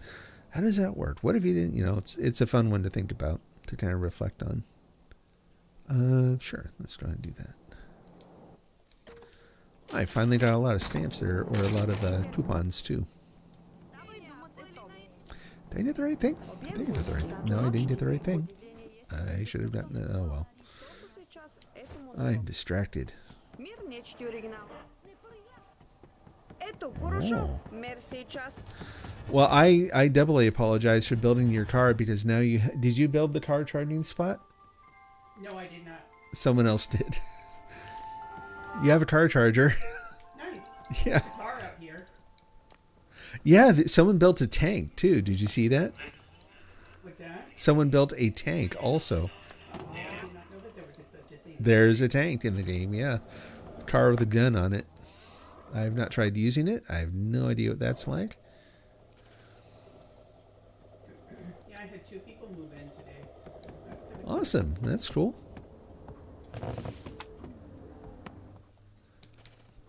And my town stays pretty quiet, but honestly, I'm kind of okay with that. Nice, quiet little resort town. Gotta be in the know to visit. And by in the know, I mean you have to just look at the screen while I'm streaming, see the time code on there.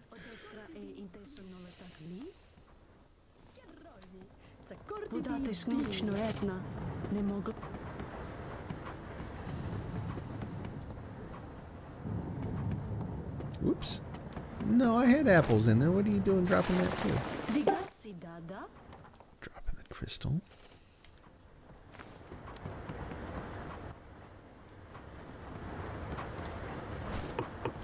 I'm just sitting waiting for the bus. Yeah, SMT is an interesting field. The challenge I had with it was, the work was, here and dawn and here and dawn and here and dawn. That's how I kind of got out of manufacturing and programming. Not really on purpose. It was just a matter of company I worked for got acquired through we were acquired 2 or 3 different times by different companies, like just one company eating the other and then another company eating that. And then it made for a lot of instability. And at the time, most of that kind of manufacturing was going overseas. We didn't have a good presence in the overseas market. So it all added up to just a lot of inconsistency and instability in the job market for what I was doing. So at some point, that job ended and had to go look for something else, and worked for utility for a little bit because, hey, they need programmers. And after that, worked for a company that did HR. Not just HR, like general HR for companies, but they did, HR software systems. And I've kind of worked in some version of HR or payroll or that kind of thing pretty much ever since. Little side trip into security, which was interesting, but I'm not going to say the company name because working for them was thoroughly annoying. It was maybe the most stressful programming job I have ever had, and it had nothing to do with anything other than being just completely incompatible with the other developers there.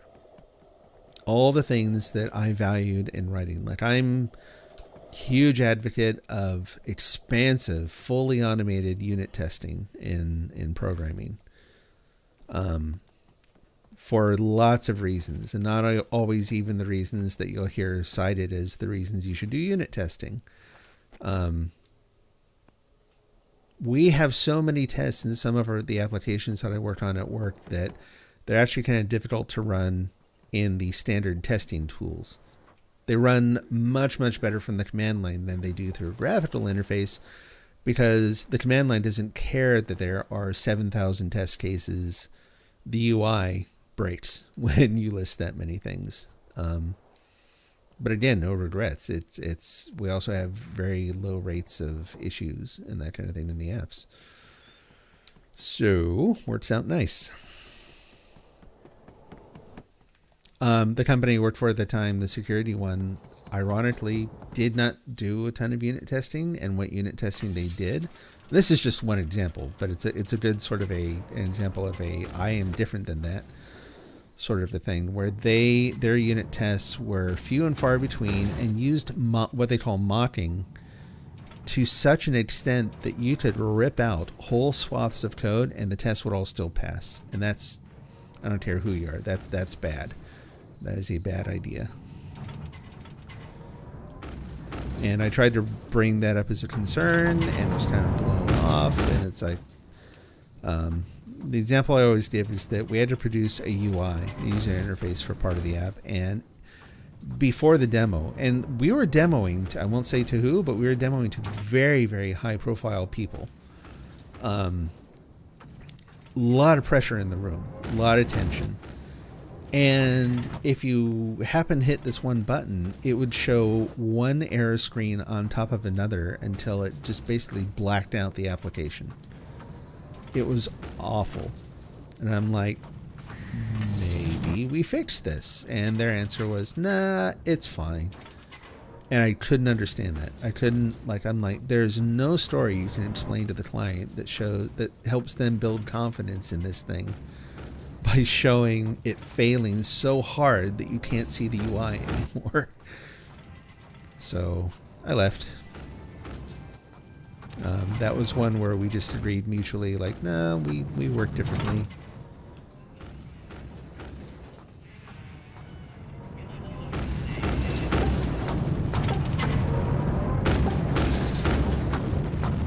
General programming advice, that's another one that I'll try not to say a lot about because I have been talking an awful lot, but, plan on maybe moving around a little bit, it not just because maybe it's a good idea to get experience with different teams, but also because companies will,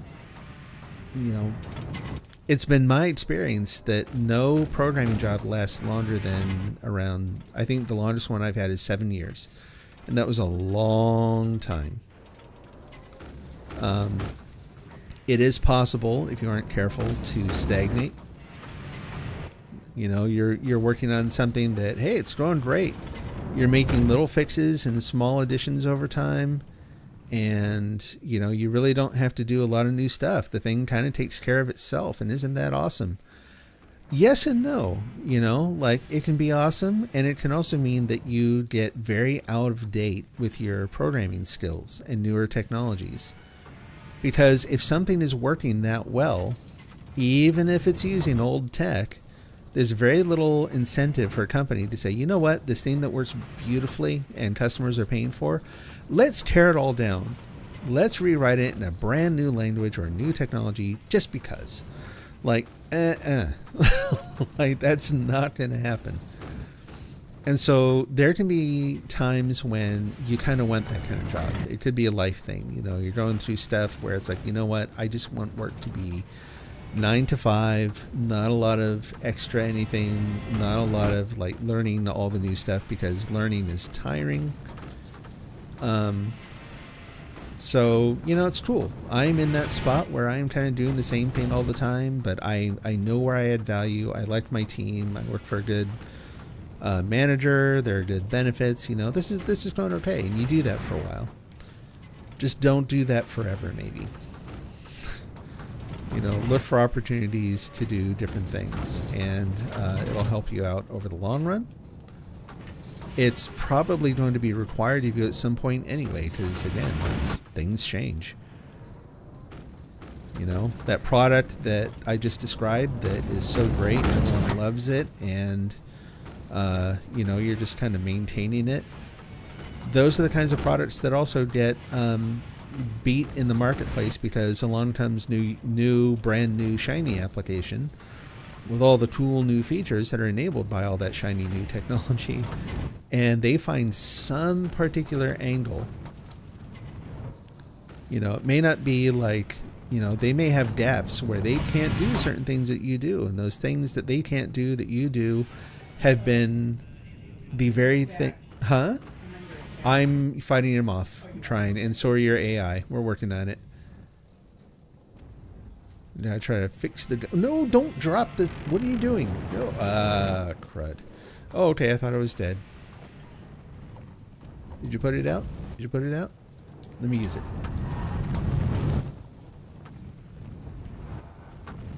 Oh, no, let's just fix it. Anyway, yeah, so if you're working on one of those applications, one of those systems that is just kind of humming along and has been for a long time, yeah, those are very typically prone to being beat in the market by something new that comes along. So even if you want to stay in a place for a super long time and just kind of do that same thing over and over, market's probably not going to let you, at least not for a really long time. There are definitely people I've known people who stay in those jobs for a long time. It's just you don't want to count on it again, you know. Oop, there is no ammo, and he's about to shoot again. It's going to make more ammo. Uh-oh, really?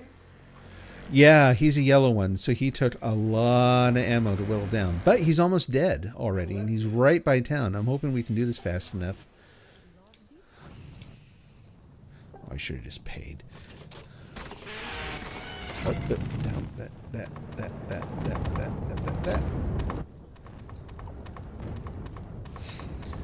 So anyway, the idea that maybe you'll move around, especially early on in your career, is not a bad thing.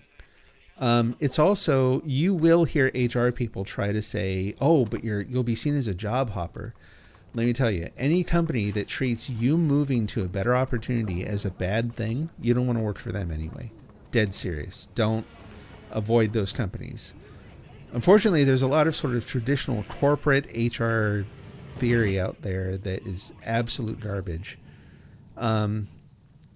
Like when they... Wow, you've gotten a lot of these lately. I'm going to start harvesting it so it doesn't disappear. She can't hear me again. That's okay. Thank you for killing the bad thing. Yeah, I'm going to start harvesting. Okay. Oh, your new resident already is. They're on the ball, man. I'm stuck, and I don't know how to get out of here.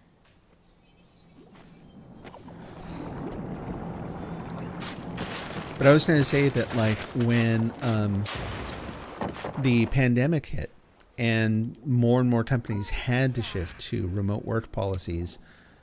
So I've worked for a company that lets me, like, the company I worked for is actually housed or works, I can't think of the word. They're centered in Chicago. But I work on the out towards the west, in the Pacific Northwest. And they, for a long time, have had people who work remote. This, by the way, is another awesome aspect of development work, is a lot more opportunity to kind of live where you want and, still be able to find really good work. Lots and lots of benefits to development, programming, software engineering as a career. But anyway, so we've been doing remote work for a long time. Then the pandemic hits and more companies are having to do it. And what you started hearing from CEOs and HR people was, well, no, we understand we have to do that. But here's the thing. Since you're getting some additional benefit where you get to work from home, you can expect we're going to pay you less. And it's like, oh, you think that's how that'll work? And it turns out that's not how that works. Here's why. When you are able to hire from people wherever, either in the country you're in, anywhere across the country or across the world even, you've got a lot more competition for getting good employees. Like, the employer has more competition for getting the best people. And that means that salaries actually... Nope, sorry, not going anywhere else right now. So salaries will either stay the same or in some cases can actually go up. Because again, competition drives that, right? And they now have a lot more competition to find really good people. I got to know some recruiters, professional recruiters in the area that I live in. Recruiters are a mixed thing. There are some that unfortunately are not really out there for the employees that they're trying to help find jobs. I had the pleasure of working with some who were awesome, absolutely professional, above board, in every respect, like really, really good people to work with. Whoops. Go find the apple. But I was going to say that I was really kind of sad to see they were in a really rough spot for a long time because there were so many companies that were still like, nope, we're only going to hire local. You have to come into the office. It's an in-office job. We don't do remote. And there were a lot of people like me who were discovering the remote workforce thing even before the pandemic. And it was like, okay, sorry, I am totally content to not have to take an additional 2 to 3 hours out of my day to drive into an office that I don't want to be in anyway. Really? Where can I set down the apples? I can't find a place to set down the apples. Maybe I don't have any? I thought I had some. I'm sure I still have some crystal too, but I'm pretty sure I'm also carrying apples. So anyway, yeah, so these recruiters, people I really enjoyed working with, were having a genuinely hard time finding candidates for the roles that they were trying to hire into because more and more companies were going remote. And let me tell you, developers in particular are naturally kind of the sort who would prefer to work at home. Not everyone. I've known some people who they love the morning, like stopping by the coffee machine and seeing everyone and saying hi and doing the daily routine. Like, that is their thing and they love it. And they tried doing the remote work thing and it was just too lonely for them. I'm just not that person. I love working remote. I never want to go back into an office again. Except, like get badges and collect paperwork and whatever else it is you have to do in an office anymore, which is very little. I've been back to Chicago twice, 3 times.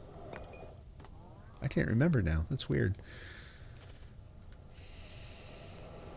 And the trip was kind of fun, but I'd rather not, But anyway, back to the main point. Boy, do I ramble. So, takeaway is remote work is a possibility. It was basically about HR people and watch out for what they say. The ones who tell you, no, you need a college degree. Okay, maybe that's not the company you work for. you know, I can't even remember what the particular thing was that made me start talking about that.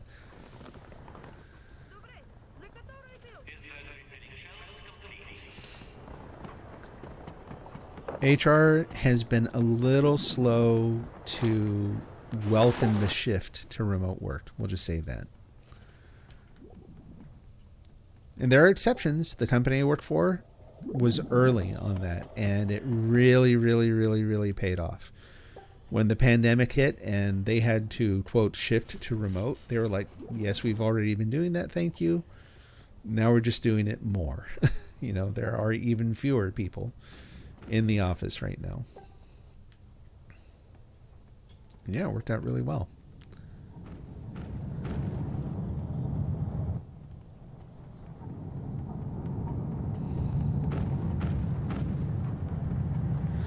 I actually, talking about remote stuff, I had a friend who, this was the first remote job like this that I had heard of, and it blew my mind. We worked together as developers for a while. Then I was his manager at a company for a little bit, which I'm going to say maybe don't do that. It's super awkward being someone's manager who you've been friends with for a little bit, and then you get to that point where you have to disagree on something and you're the manager. It's icky. I think some people are okay with that. I was not. I was not at all comfortable with it. I don't think it hurt the friendship per se, so much as it was just really uncomfortable and I didn't like it. But anyway, so he decided though that he was going to move to a different company after working with us for a while, and said, that's cool. More power to you.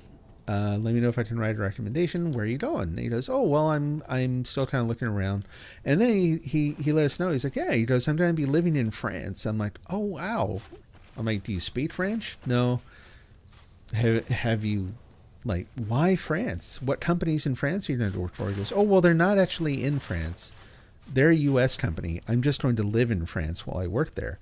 And I was just like, you know what I mean? Like, you know, a little picture of a nuclear cloud above your head. I'm like, what do you mean? Who did you find who's going to let you live in another country and work for them? And I don't actually know the name of the company he worked for, but he did that for a couple of years. He went and he wanted his kids to experience living in another country for a while. So he and his family went. He lived in France. He would send us pictures of him sitting in the sun outside this beautiful little home that they were renting with a big bottle of wine on the table next to his laptop. You know, it was really cool. And it was still a number of years. He was always very sort of ahead of the curve on that kind of thing. Super bright guy, really nice. But anyway, yeah, it was a number of years later. I was like, really? Is that a thing? I started looking around and found at the time that there were even some search engines that offered some specialization in remote work, and ultimately ended up hearing from a friend, someone else I also used to work with, who was like, yeah, I work for a company where I work remote. It's awesome. Oh, hold on. Oh, people, go get a life. Oh, we've got a spammer. We got a spammer.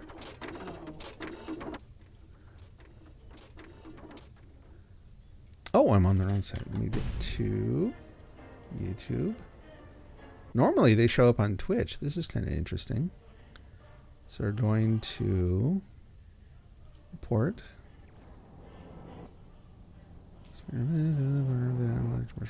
Spam report. Okay.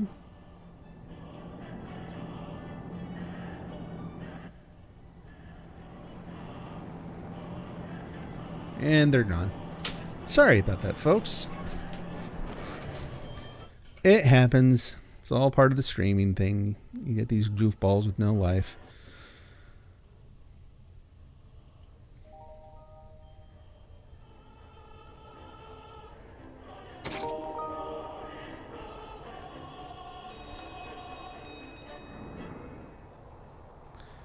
No, unfortunately, that might still be showing up. Let me check something really quick.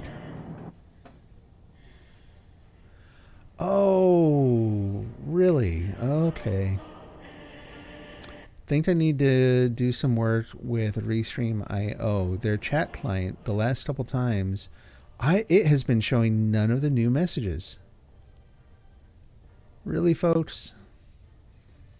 So I know how to fix that. Let me go in and see if I can get that going. I mean, thankfully, it didn't show the trash that just showed up. So, you know, there's that. But I kind of wish I had been showing all the chat messages before that.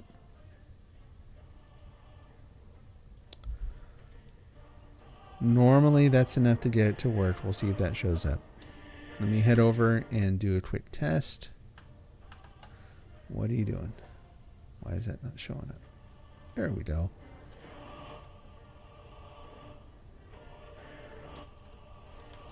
This is a test. See what happens here. This island's really hard. Oh, okay. I'm using up all of my resources. Oh, boy. It's all metal except for the babies, which is creepy. You can dig into the babies. This is really weird. The chat is not showing up at all now. Sorry, I'm having not game related technical issues here. And I cannot tell if it is... Well, there's something showed up. Maybe it's a YouTube thing. I don't know. Leave it there. Did I actually did that. Okay. All right. Well, I've got tools. I will head out. Probably Dynamite. need dynamite. Okay. I will. It's not working. Huh? They're so thick that you can't get through with the rocket launcher. Oh, okay. Actually, there's a bunch of stuff to load. I'm going to work on that real quick first.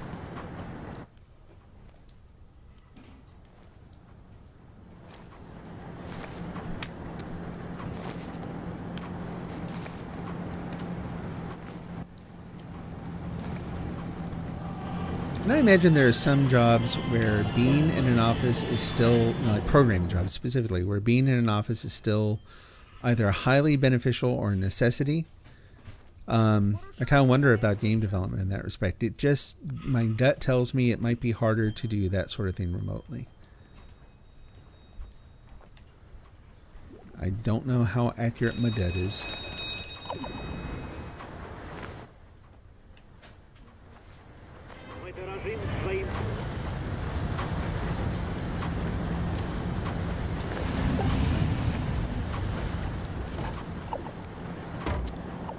So yeah, in terms of places like college degrees and that too, since that was one of the things that kind of started this discussion off, I'll say too, I found both. Like, we did not require college degrees at most of the places that I worked, and when I was kind of had more influence on the hiring, I did not care one way or the other. Like I said, I found so many really, really good developers who with no college anything. They didn't even have any like professional certifications or anything, and they were still really, really good. That said, when I was first starting out, I was still in college, so I didn't have my degree yet, but I was like 3 to 6 months away from graduating, and they had Intel came on campus where I went to school. And they're like, "Oh, this is great." They were impressed with the resume, with the work experience I had at the time. It all looks good. And I said, "Well, my daughter had been born at that time, so I was actually looking to take a term and work for a while to, pay for life." And so I said, "I'm actually ready to start now." I said, "And then I have some courses that aren't scheduled until the spring term, so I have to wait to take those." And they were like, "Oh, no.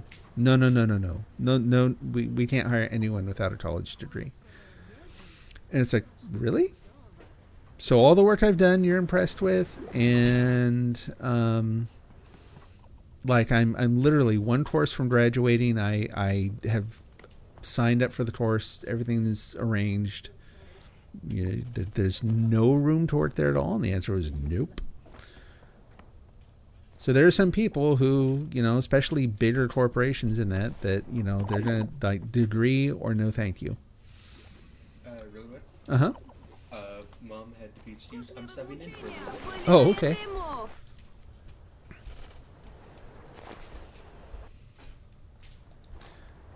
Did you want to check and see if she wants us to shut down the town and I can go back to mine?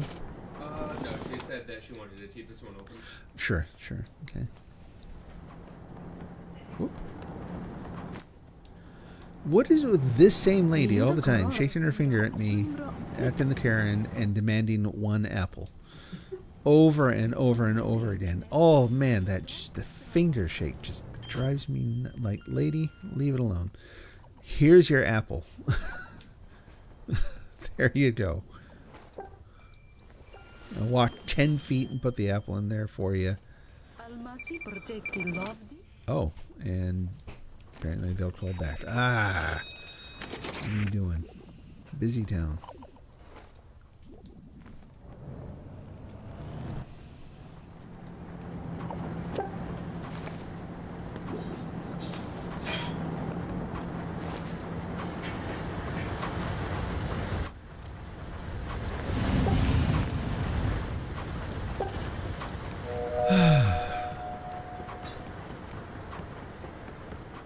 Don't think you ever really see any goodies in the feet of those things. I might check in a minute here. First, see if we can do this. Ooh.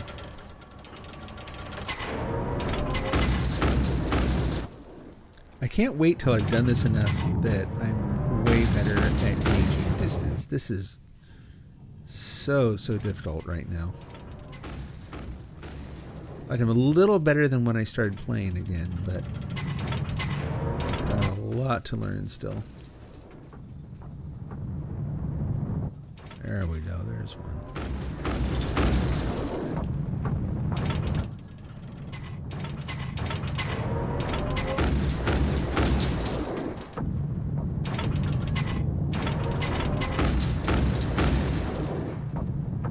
Come on. There we go.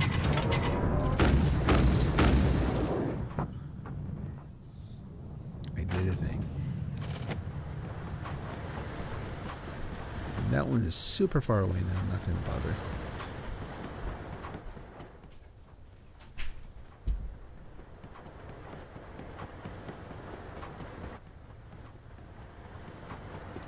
So I'm already carved out that foot. Flashlights. Oh, goody. Oh, well. Let's take them back. Sometimes that's what you get, is flashlights.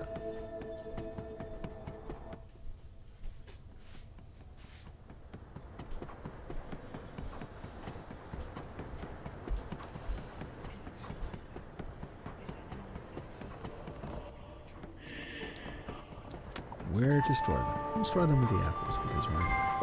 Okay.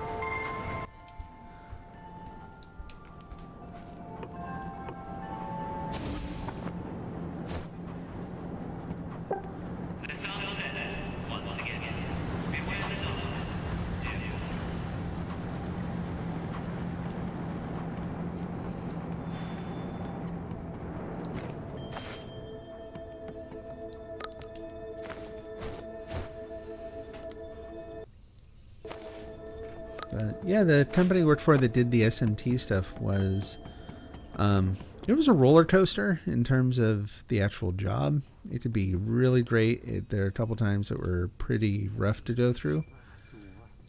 Really good team through the whole thing. And one of the guys I worked with happens to be, if you've ever played the old text character-based game Road, he was the guy who ported Road to the PC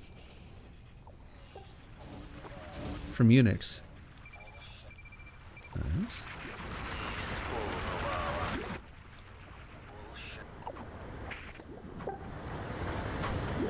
Oh, it's just dead. Oh, and it's gone. The flashlight's gone too. There are only a couple left, but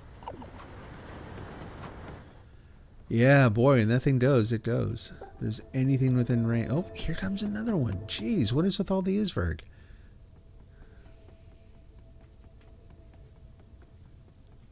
Good heavens.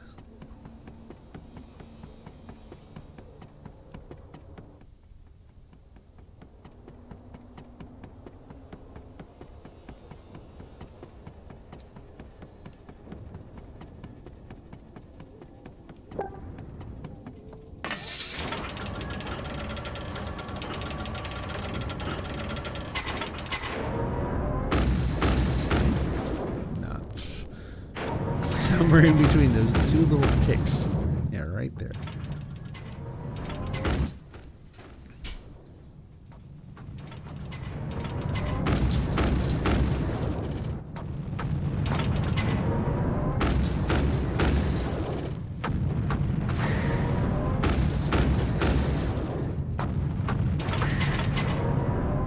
Nice thing about, so the reason we're getting 3 shots per round here is when you elect a certain mayor, you get certain benefits in offensive. I can't see the word all of a sudden. I thought about it too much.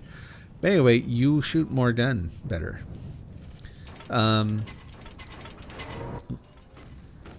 So we get 3 shots, and I think each hit actually looks like it does more damage too. Just kind of cool. I feel like you probably want to wait till he comes closer to town before we totally take him out, though. Otherwise, harvesting everything's going to be a pain.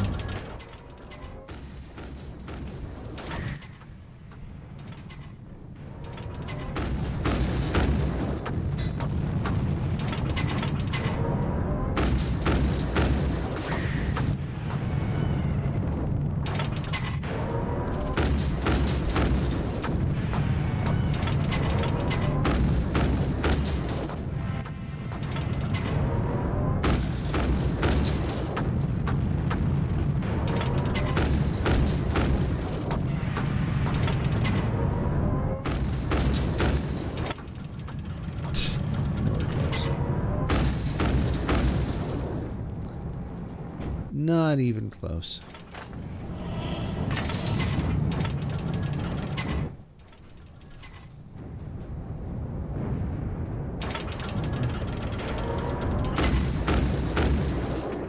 Nice.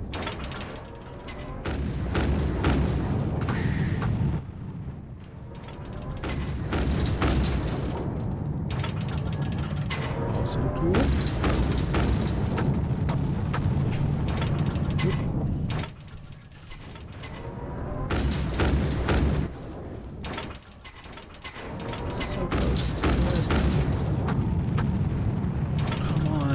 This now.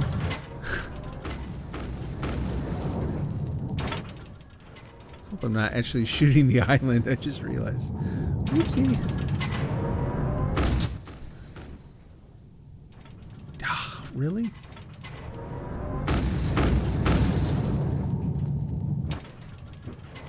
Stop! I had it all lined. It was gonna be that next one, I tell you. There we go.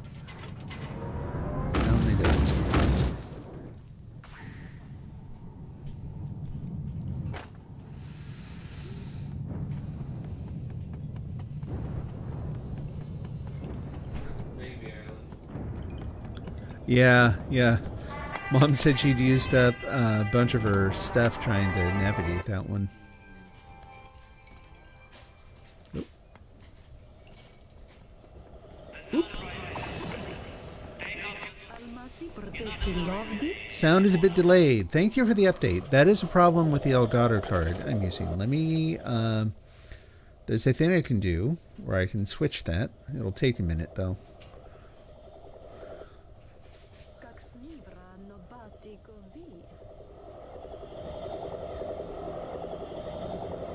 Let's go down here and say... And then... Not really.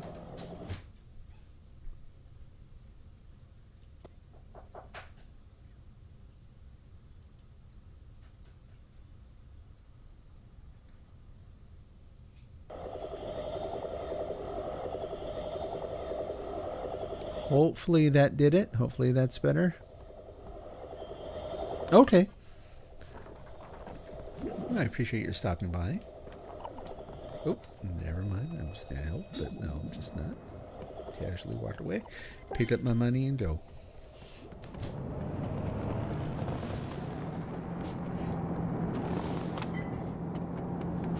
At some point, I will actually get back out to the island.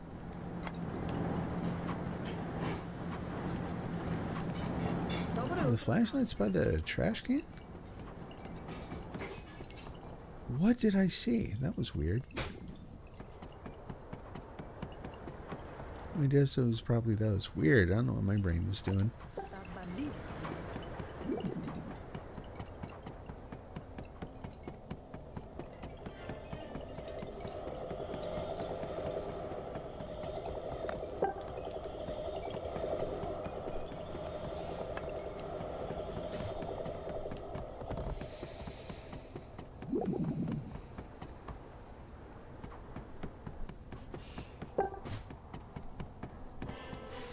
Yeah, while I'm thinking about it, I'm going to see if I can fix that chat issue too, where the chat, for whatever reason, is not showing up on the screen. Riders of Satellites. I actually don't think... I can't remember. My apologies. My memory doesn't always serve me very well. I may not have seen you on the stream before.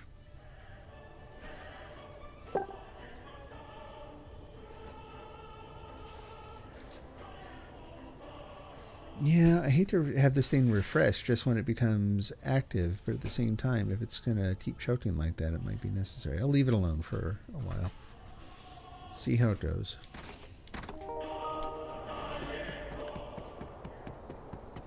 More spiders. Yes. Really? Now? Come on, come on. Yep, ride. Go ahead, hop on.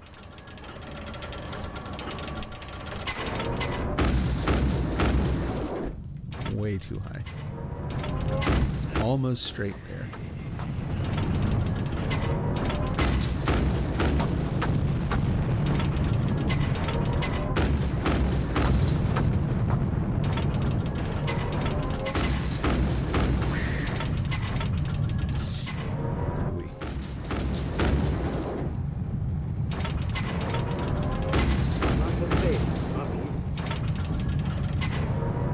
I need to be up above the bus here as I'm shooting. Man, I need to focus more here. I'm a bad shot. Oh, come on.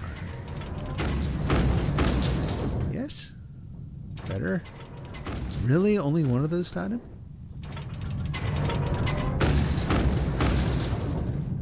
There we go.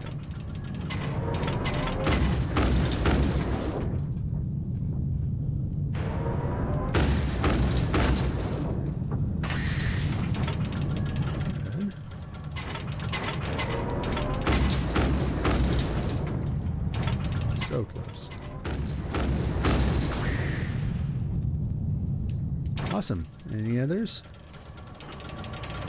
Any Bondi? Anything else to worry about? Are we good? We're good. We're good.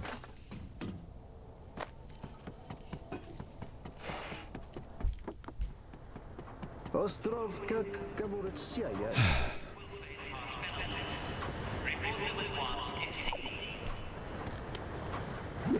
And grab exactly the one you were just reaching for.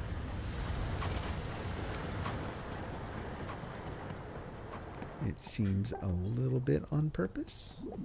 Maybe. Ne porilastu rekori vat. Odin Nebraska ridati Jesku kotori.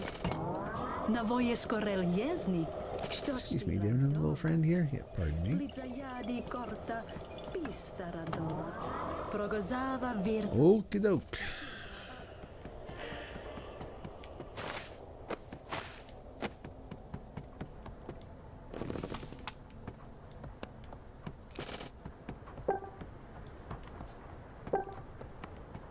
Когна вас врочаки порто скимли байникот. Президента Соединений.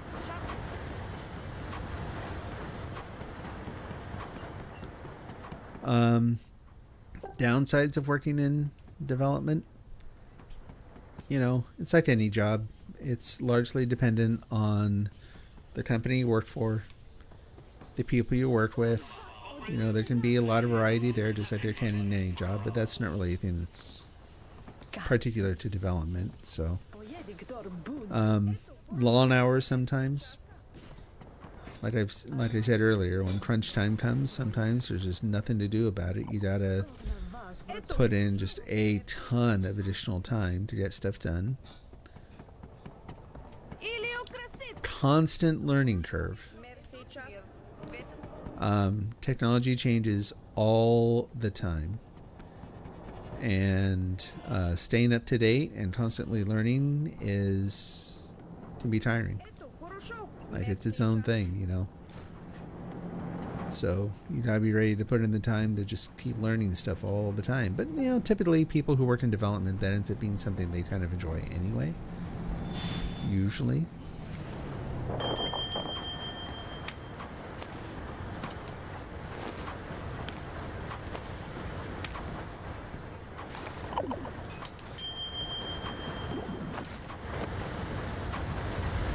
Depending on which sector you work in, there can be some volatility in the job market. There's no software job that's any less volatile than the industry itself. So like I said, I worked in manufacturing for a while, and that could be rough. It was during a time when a lot of manufacturing was going overseas, which meant that there wasn't as much demand for the software jobs in that area either. The area I work in now is payroll and HR, and the nice thing about that is that while it goes up and down, there are always people paying other people for work.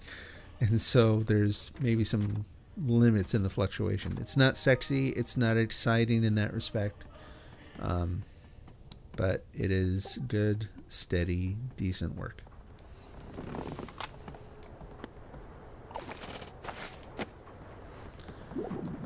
Biggest complaint I have right now about my job is that I'm being asked to do some particular tasks that are just not my favorite thing to do, and I've been doing those kinds of things for the last couple of years, literally like the last 2 years, to kind of, almost 3 years now. Weird.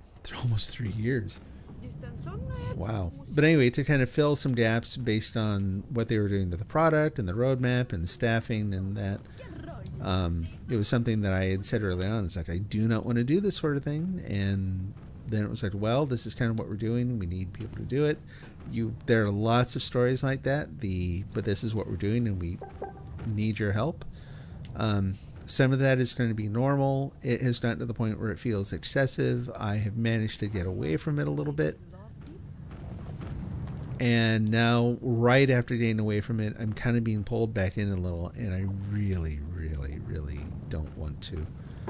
Like, my brain is absolutely struggling to do the work that I need to do, because I'm like, look, I just spent about 2 months doing the thing I really, really want to do, the thing I really enjoy.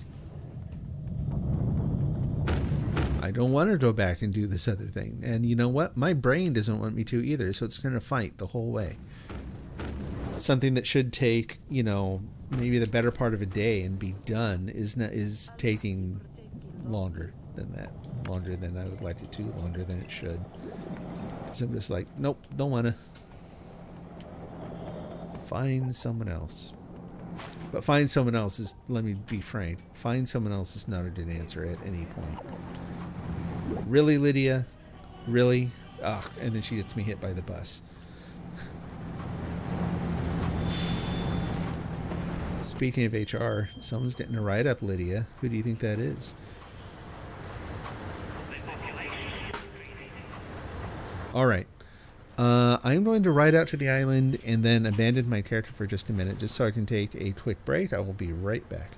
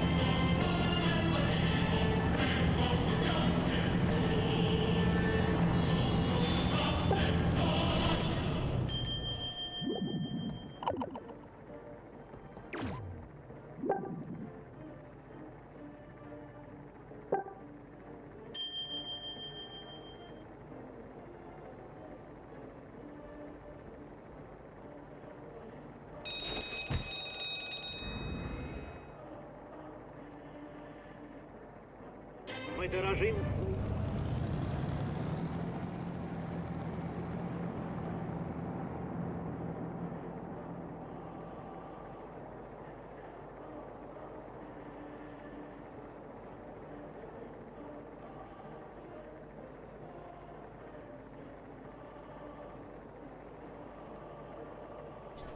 there, yeah, I just got back too. Quick break. I've been dabbing almost non-stop since you left. Like I said, get me going. Sometimes kind of hard to turn it off.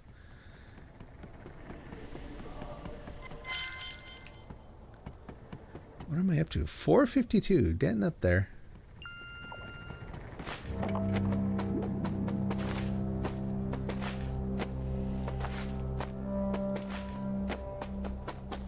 I'm going to check something really quick. I was having some issues with the chat earlier. And it, yeah, looks like the issues are back. It's not showing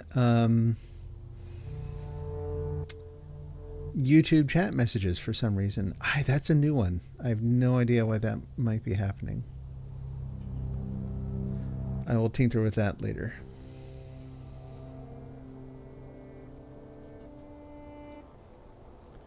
One thing that I've seen, though, is YouTube's APIs for integration seem a lot more problematic than other systems. Can you look to your right To my right? and down? A bit more to your right. Uh-oh. So that's what happened to me directly right there. I will be back in a... you're blocking me. There we go. Hold on. No, not pick up. I'm trying to help, but I'm No. stuck. Okay, there. For some reason, Back on the it did not let surface. you ledge grab wherever I fell. Money. Priorities. That works. There you go. Thank you. Yep. Help you pick this up. Oh, the neck feels good. Yeah, the doll broke. Phone died, had to buy a cable from a gas station. Newtown, so it'd be lost without GPS. Oh, okay. Well, it sounds like you're in kind of an exciting time. Moving, new jobs, new place.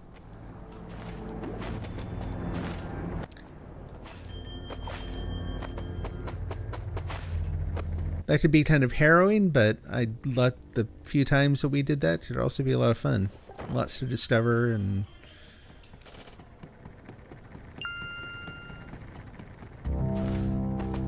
So without saying where, Big Town? If you're, so you mentioned the idea, being lost without GPS. So I'm imagining you're probably in a pretty big area then.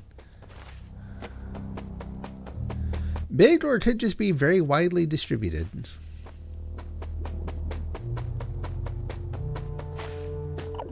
New state. Oh, okay. Yeah, I've now lived in what? 4 states? Started off in California, way up north. Not the California most people know. It's like, oh, Northern California. Like, oh, you mean San Francisco? No. Keep going. Like, almost get to Oregon, then stop and go back a little bit. Cool. But yeah, California, Oregon, Idaho, and Washington. I would not live in Idaho again. I don't care. No. Not my favorite place.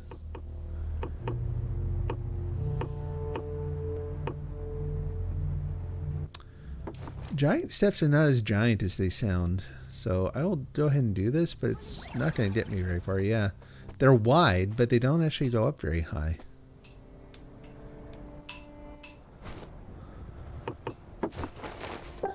Half country, half city. Beautiful place. Sounds nice. Yeah, I live not too far from Portland, Oregon, which is...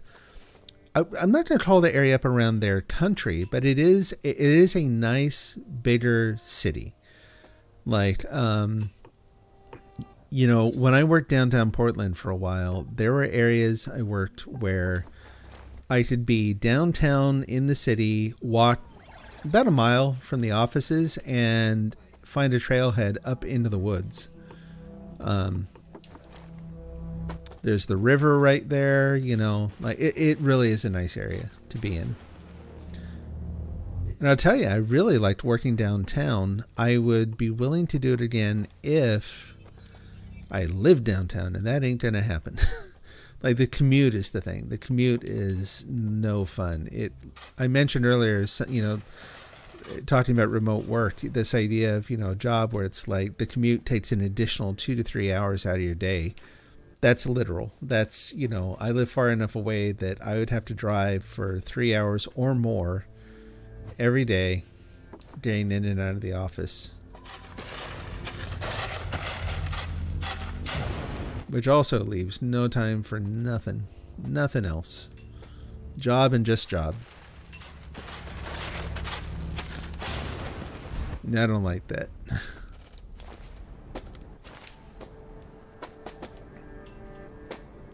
I'll say too, that's actually the difference between the kind of work that I've done and, say, you know, everyone like our favorite developer, Dylan Tuthbert, where he pursued all the things that he really wanted to do directly, whereas I kind of played it safe and took, you know, the maybe more standard, safer route.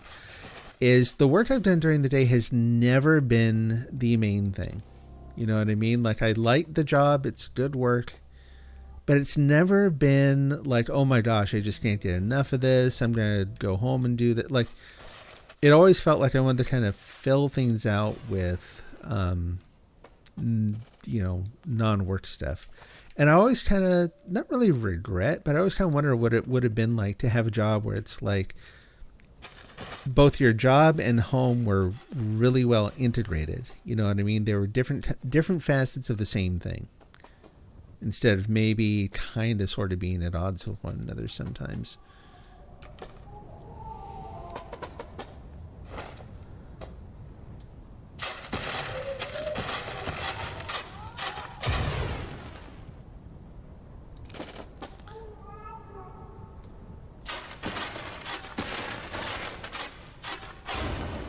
To tutor computer science, I've done some training things a little bit. I actually gave serious thought to that for a while.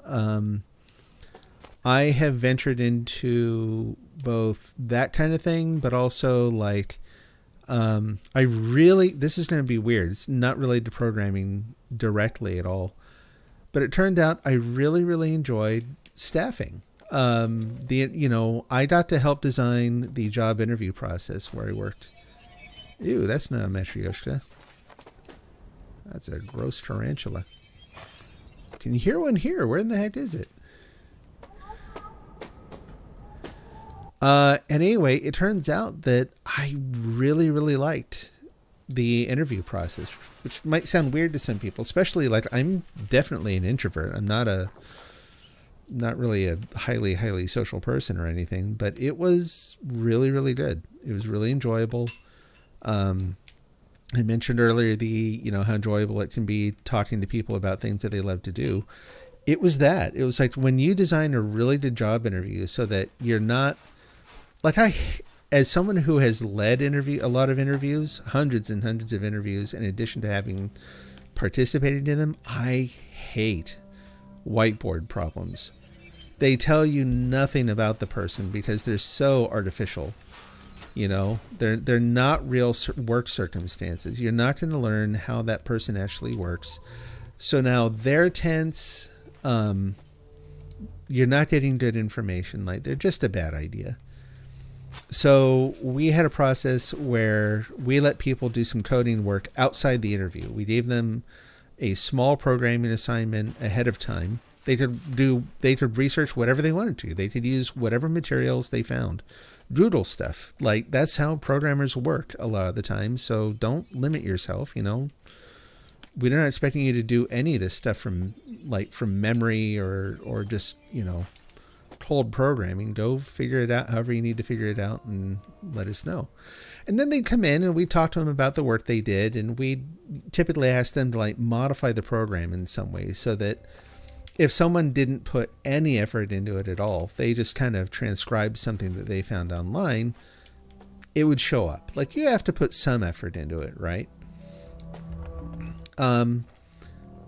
It ended up being a really, really good way to kind of let people warm up and feel comfortable, and for it to be more like talking shop than it was testing them. And, you know, it's now this like do or die situation. Will you pass the interview? It's like, that's garbage. No one likes doing those. This is the person that you're going to be working with day to day. If you end up hiring them, if you make an offer and they accept, you're going to be living together for a good part of your day. So don't do that. Don't treat them like someone, don't ask them to jump through a flaming hoop to get in the door for the company that you're working for. Make them comfortable, and you're going to get them. Anyway, so the point is, I did ventured into trying to do a little bit of training in that too. Unfortunately, in that area, a lot of the practices, effective or not, are so deeply ingrained in business that it's very, very difficult to get people to kind of open up to the possibility that maybe there's a different way you should do that. So it worked for us. It worked really, really well. Ended up meeting and hiring a lot of really awesome developers, but it was not something that I could like replicate. So, and at this point, having the 9 to 5 where I worked again with a team that I like, and working with technology I enjoy, it's enough. It's absolutely enough for me to find satisfaction in my work. And then I do stuff like this. I tinker with streaming. I do trying to get back into writing fiction. I've got family time. It's all good.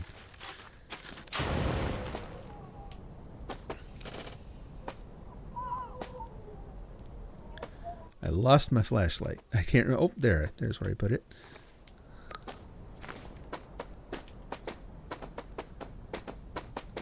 Careful of the steps there.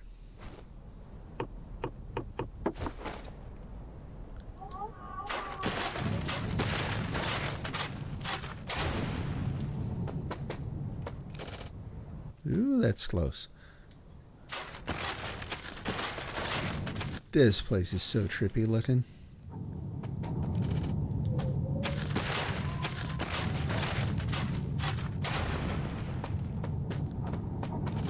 The other thing about the lessons too is there's so much out there now.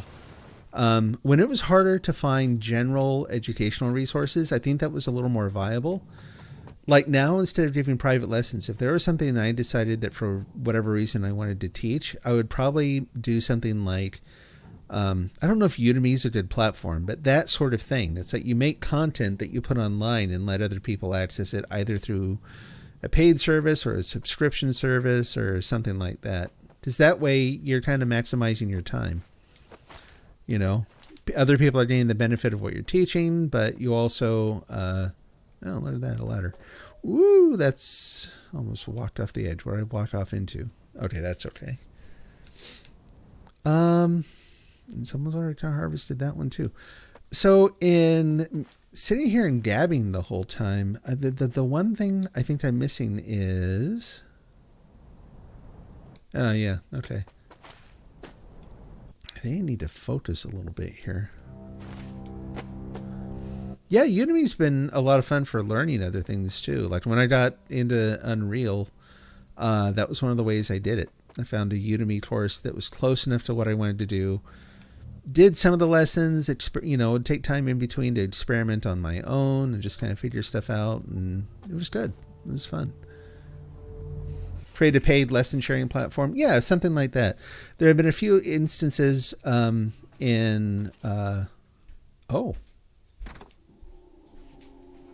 Well, that was sudden. Yeah, I got booted. All right, we'll restart again. There are a few folks who do things like music things, like bass lessons, Scott's bass lessons. I don't know if you ever heard of that, but if I ever actually took the time to go back and really try to learn to play bass, that might be something I'd try. Produce like a pro for audio producing. People who have been in the industry for a long, long time, are, highly accomplished in their fields, and they don't use one of these other platforms, they have enough experience and clout that they can kind of build their own platform on it. Oh, I'm saying make one so that others can use yours the way you envision. The challenge there is, again, there's a ton of established competition there between the people like Udemy. More and more university courses putting their content online for free. There's one that we use at work that is mainly just it's basically just videos, but it's a surprisingly popular platform. I don't learn from videos very well. I have to sit down and get hands-on. But lots of places I've worked for have a subscription to those sorts of things. Like if I were the things I've tinkered with in terms of, do I want to make my own thing to try to share or sell or build? And it's actually stream related technology. It's stuff like that little thing I made for doing the voice recognition. Like I'm having problems today with the chat client for Restream. I thought, well, that seems like kind of a well-bounded little problem. Maybe I'll try to make the chat client and customize it the way I want, and then integrate that so that, it's not just my voice that's picking up and like making things happen on the screen, but maybe I could do text pattern matching in the chat and use that to trigger events on the channel too, independent of the services that Twitch offers and that sort of thing. So, but again, it hasn't gotten important enough that I've actually taken the time to really dig into it. So, you have an idea if I'd like to hear it? Sure, yeah, if you don't mind sharing. It's not a good platform. Your idea would be ideal for learning. Okay. Yeah, it's one of those things that, yeah, if you're comfortable sharing the idea, sure. I'd be happy to listen, offer feedback if you want. I over the last, say, 5 years, went through a little exercise where it was kind of okay, I've reached kind of high middle age here. I'm actually in a really good spot, but I'm at an age where it's weird to be that age and still feel like I don't feel that old, but I'm there now. I'm in my early 50s now, which is bizarre to me, let me tell you. It's absolutely surreal. Oh, nice. So I did a little exercise where I kind of experimented and was like, okay, if I get to the end of my days and I look back, what am I going to be disappointed for not having done? Because that's usually the thing. It's not like the mistakes you made. It's usually the, oh, crud, like I never even tried that sort of a thing, And I've done the programming thing enough. I, long ago, when I was a kid, would sit down with my mom's typewriter and try to write little stories. I wrote short fiction in high school and really enjoyed it. I just never pursued it because I was never convinced I could make a living off of it. Well, now I don't have to. I've got a living. So now it's time to do the things that, I want to get done by the time I have to make an exit, right? And so writing is kind of it. It's less about software. The streaming thing is really recreational. It's how I detox and relax in between,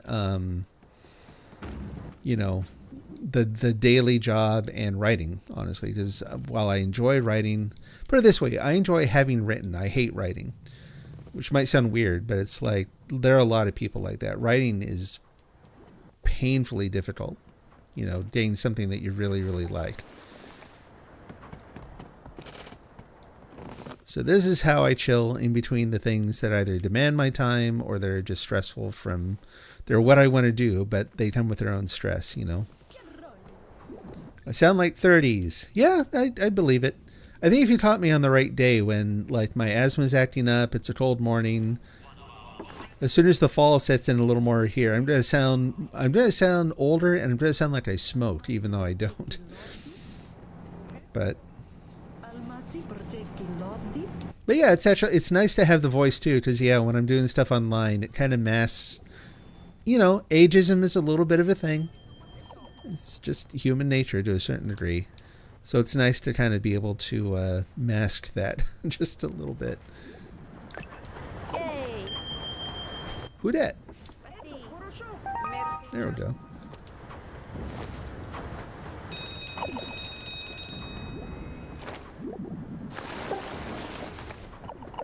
Это хорошо. Merci, час. And I'll probably end up trying to use the voice thing for the writing too. Like as soon as I get some short stories done that I want to share, I'll probably do recordings of them. Do my own readings and, you know, basically take advantage of what you got. Use it to the best you can.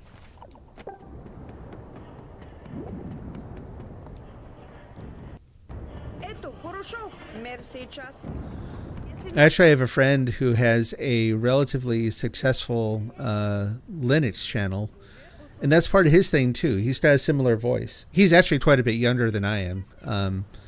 He's probably actually in around his 30s now, late 20s, somewhere around there. But anyway, yeah, he definitely uses his.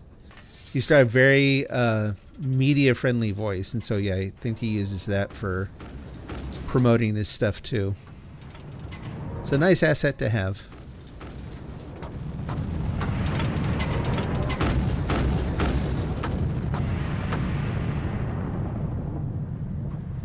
Oh no. I was gonna wait till you walked along a little bit, but if you're gonna turn around and like act like you're gonna shoot me, then you're going down. Okay, now I gotta bridge the void. How are we gonna do this? Do I have the right thing to do this? I don't think I do. It's time to finally buy something. Void powers. Most pathways over the dust tunnel. Serpent's return. Soaring stage. No. Mother's bridge. That's a good question. How would you like me to send it to you?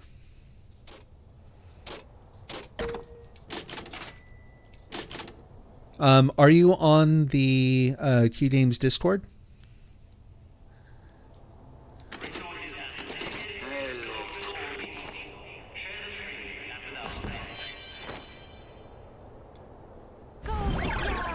Oh, I know. I can't. I actually got a little keyboard so I can avoid thumb typing on my phone.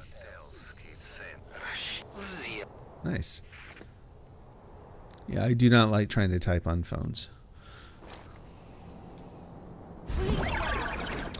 Not on the Discord. Twitter account? Put it this way. I can put it like up on Google Docs, and then I can post a link to, I can make it generally available on my Twitch account. Like if you go and look at my profile, you'll find it there, that kind of thing. This is not the best way of doing this, I'm finding. Yeah, would have been better to have... Look how windy that is. Okay, what else can I buy?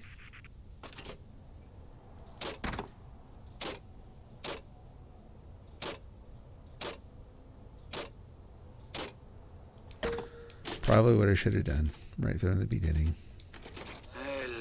Yeah.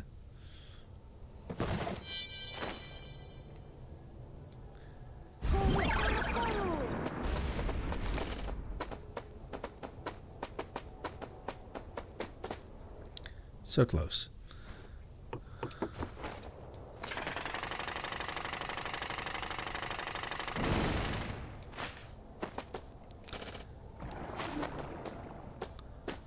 Okay, this is going to be unpleasant. I do still have the example images. Yeah, I will include those too.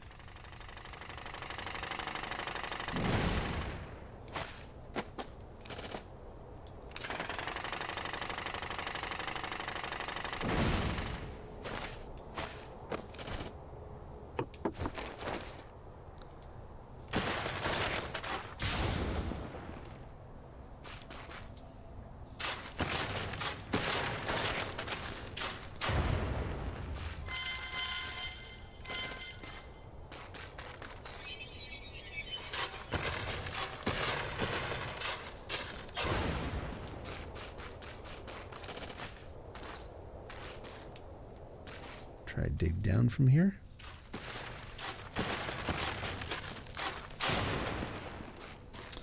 And then, so I have one particular artist I'm going to be reaching out to on DeviantArt. This may be I may die here in a moment. Ah, there we go. Perfect. Give me one of those. Coro, coro, coro.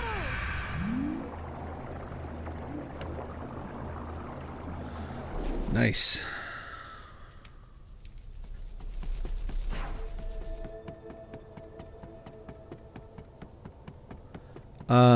But I'm probably going to be soliciting samples from a couple different artists that I like. But so to be clear, I am looking to, like, I've kind of tried the general approach. So I'm looking for folks who have some established sample work in the mid-century modern 50s and 60s cartoon style.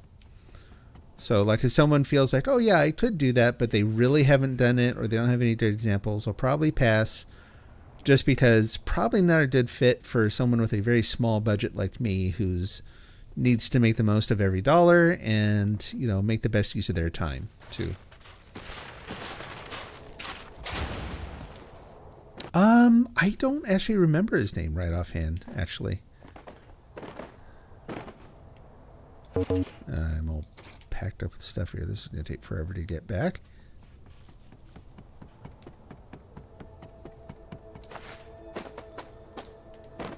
I will see if I can find it in a minute here. It's not a secret at all, actually. So, in fact, I like his work anyway, and so if other folks see his work and, you know, helps him out, then that would be cool. I haven't reached out to him at all either. But I mean, if you go look at his profile, yeah, you're going to see a lot of examples of variations on that theme. So the kind of thing I'm looking for. It's kind of cool. He does sample jazz album covers and that kind of thing in the old style. It's very much the sort of thing that I you know, growing up in the 70s and 80s that I grew up with. So it's partially why I'm interested in it, is it just kind of hits home. It's very familiar. But it hits home. It should be relatively straightforward to do the rigging for the animation work and that kind of thing. It'll look different, you know. Hopefully it'll stand out a little bit. It won't be standard, you know, anime character. Again, not that there's anything wrong with that. I just, you know, lots and lots of people do those. I would like to do something different if possible.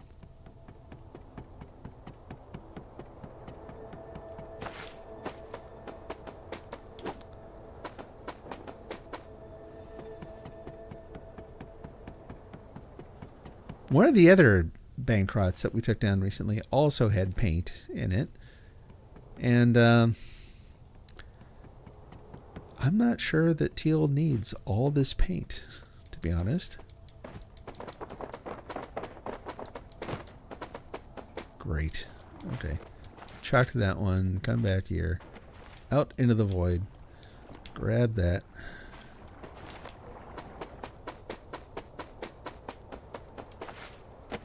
Huh. Throw that.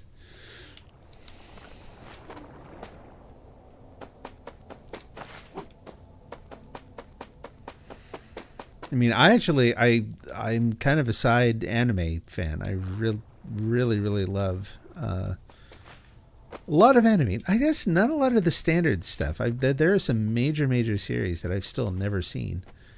But what I liked. Satoshi Kon, who did Tokyo Godfathers and Paprika and that kind of stuff. I love his work. I don't know if you're into anime at all. I'm kind of, I don't know. Whenever I start talking to someone, I assume that, well, of course you're some into that, aren't you? Maybe not. So there's a series called Urusei Yatsura, which is apparently has gotten a reboot. This is an anime like from the early 80s. This was one of the first series that I really got into. Like, I'm still in the process of watching Cowboy Bebop. So I started out watching The Kids on the Slope, which is by the same people who did Cowboy Bebop, and focuses on, like, it's a jazz themed show, and it is brilliant. Like, I'm passively into jazz, but this show has such a good soundtrack. I mean, like Cowboy Bebop, you know, like the opening credits, I can't remember the name of the song. The soundtrack to Bebop is excellent, right? So Kids on the Slope, it's almost like they did it just to be able to kind of focus on the music. But it's another really, really good one. Highly recommended. Totally different genre than Cowboy Bebop. It's literally about these high school kids and playing jazz and kind of finding your way. It's a little bit slice of life and that kind of thing. Really, really good, though. Good writing, good characters.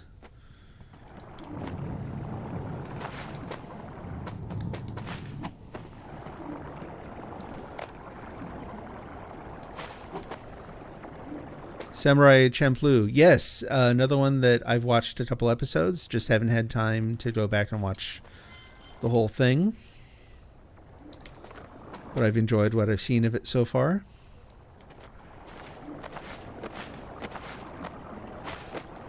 Woohoo! That was close.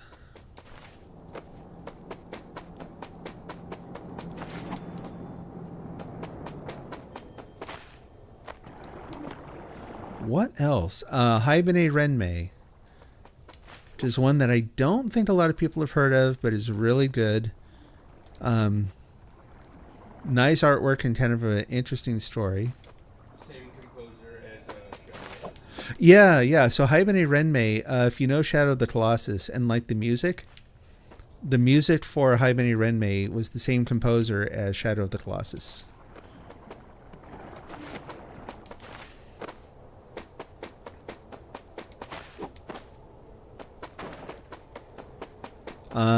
In lighter fare, the lighter stuff, I think I mainly liked some older things.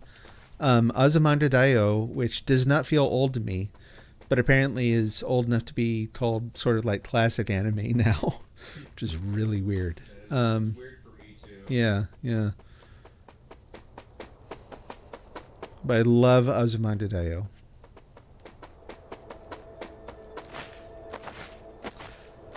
I've been watching, let's see. I've seen part of Death Note. I've never seen the whole thing.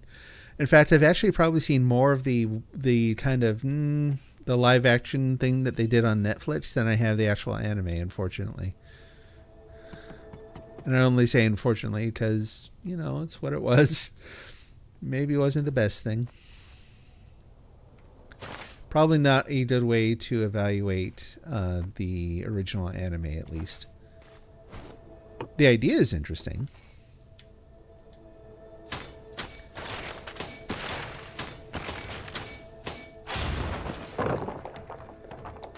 There are a couple more modern directors that I really like their stuff. Your Name, Weathering with You, all those sorts of things, which are more the sort of emotional... I don't even know what to call that exactly. But those I've really enjoyed.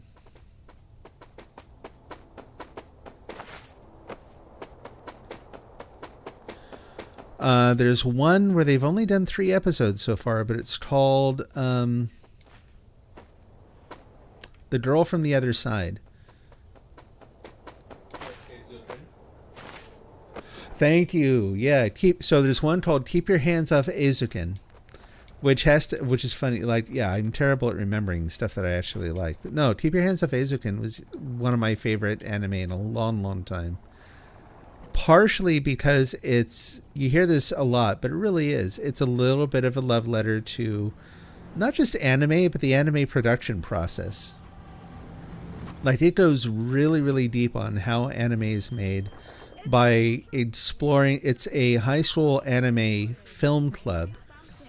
It's 3 girls who are making their own anime, and it's just check it out. It's on Crunchyroll. It's on, I think, a variety of services. Definitely worth watching. I've read some of the manga. The manga is really good too. Outlaw Star was pretty cool. Full Metal Alchemist. So my son has been trying to get me to watch Full Metal Alchemist. But the end was really bad. Okay. I heard Brotherhood fixed it, but the art was not so good. Brotherhood is good enough to watch it. My son just yelled, Brotherhood is good enough to watch it. They So actually listen to there the you go. manga. Oh, okay. So he said Brotherhood, they actually listened to the manga in making it. So it's going to be more in line with what the original manga intended. So there you go.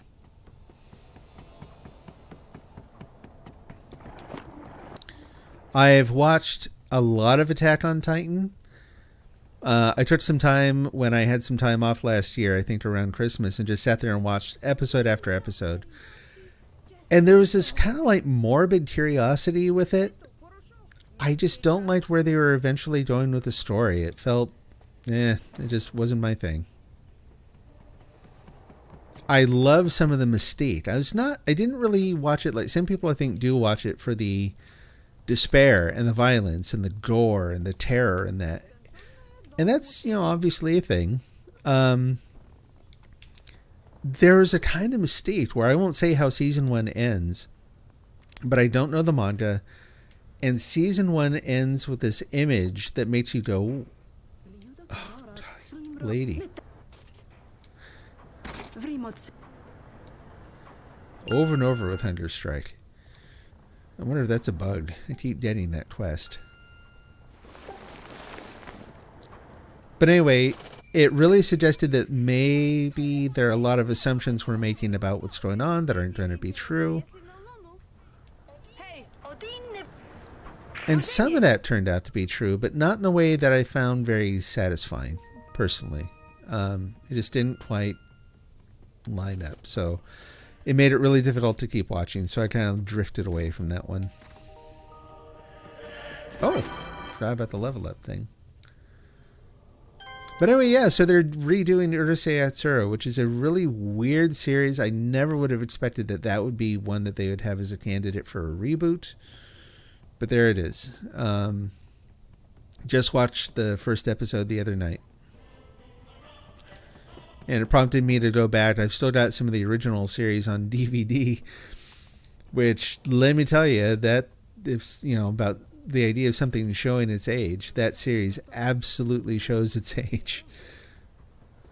It's like copyright 1981, and it looks and sounds like it.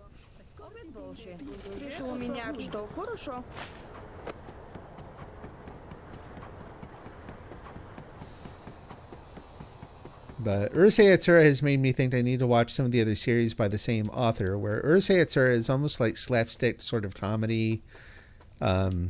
Really long-running series, though. I can't remember. They've had many, many movies they made from it and that kind of thing.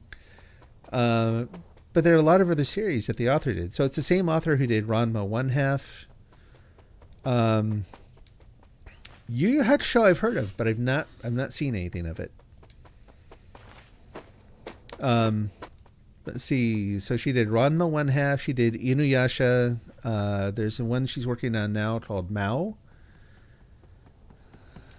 So what is the sort of the subject, or what's the theme in Yu Yu Hakusho? I'm wondering if I'm confusing that with different show.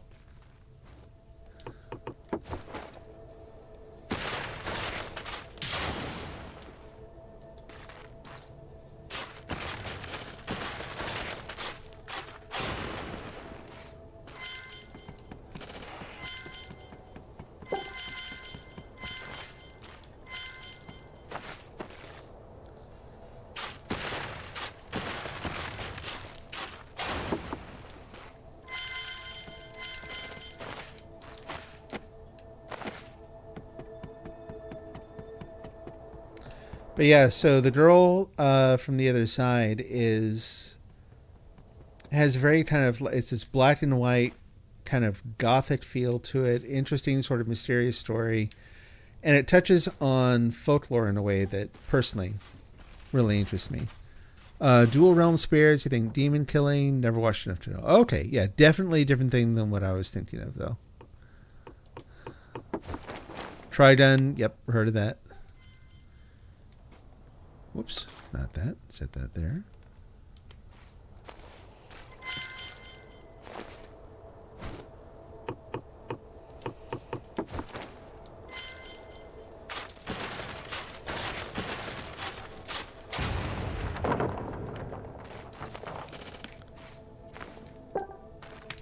There was one that was on Amazon Prime that I had never heard of before seeing it on there, and I watched it and really enjoyed it. Called Girls Last Tour. And it is sort of a post-apocalyptic Inuyasha, yeah. What I may have called it something else, yeah.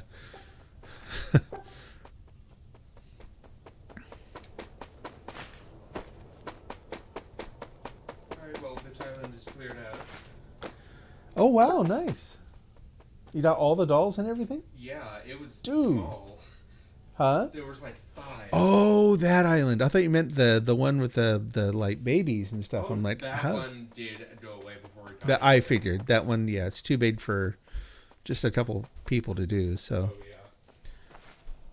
yeah, Inuyasha is one of the ones I want to look up because it's kind of it's another really popular series from that same author, from the same manga author. So, Тут мир. Ветрокети, идете Соединених. Давай дома where am I? Oh, wow, there's a lot of stuff to put away. Okay. How are we doing for energy? We're almost full. I don't want to put... We'll do these one at a time.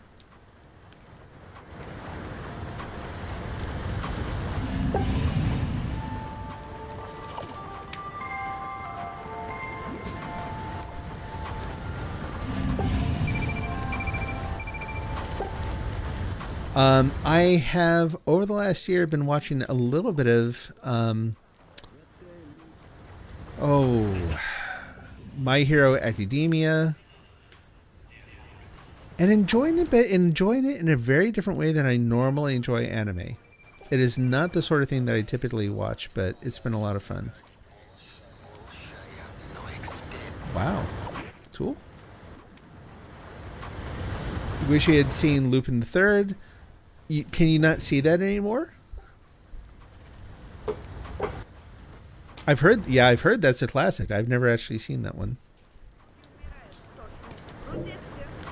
Идете Соединених. Шат.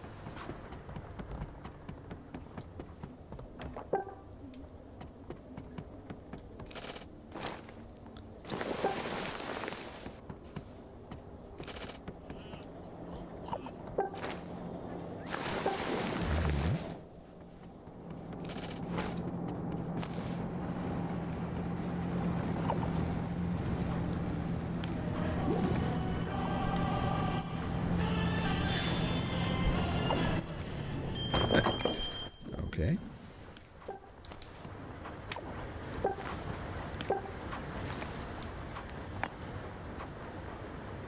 Anime kind of lost some taste to you in no time. Yep. No, I did that too. I've gone back and forth to it.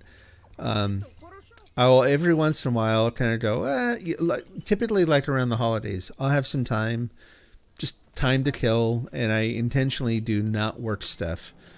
And so that's typically when I'll go back and go, I haven't watched anything for a while. Let's try a little of this, a little of that. And frankly, there's a lot of stuff produced out there that, honestly, I just have zero interest in. You know what I mean? It just, not my thing.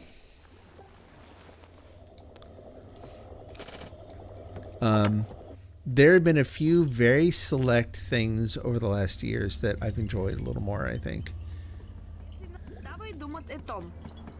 Eizouken was a really nice surprise. So Eizouken, like I said, it's about this high school club, these 3 girls making anime, but it takes place in this near future world where it's in Japan, but everything is like flooding. Like the school is right on the water. A lot of places are kind of flooded over, It's like one of those things where if you look at it from a purely pragmatic point of view as a writer, you might go, well, it's not really necessary to do this. This is going to be This is a character story about making anime and finding your passion and working really hard and building friendships and relationships as you do that. And you know, you don't need to have a sort of near dystopian sort of a theme, but they do anyway, and it works really, really well because it makes for a really interesting setting. It is keep your hands off Eizouken. So Eizouken. I think the U, pretty sure. But fun characters. It's relatively lighthearted. It has, yeah, it's good. You can kind of tell it's written by someone who is deeply in love with design and certain aspects of anime, like designing the ships and that kind of thing. It gets into some of the practicalities, the difficulties of producing things with other people where they maybe aren't doing the work you really need them to do, and that sort of, it's good all around. Maybe my favorite theme song of any anime in a long time too. Really like the soundtrack. Okay, well, on that note, though, this has been a load of fun. I really, really appreciate your hanging around and chatting, and look forward to more. But it's getting late here. I actually still have a little bit of my day job to do.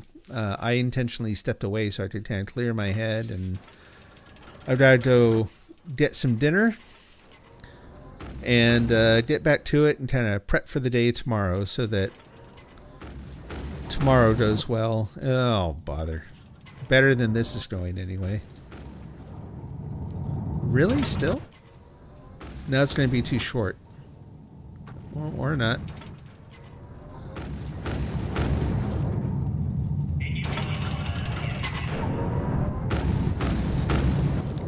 The guy who directed Eizouken, whose name I will not be able to remember, has done a couple other series in recent years.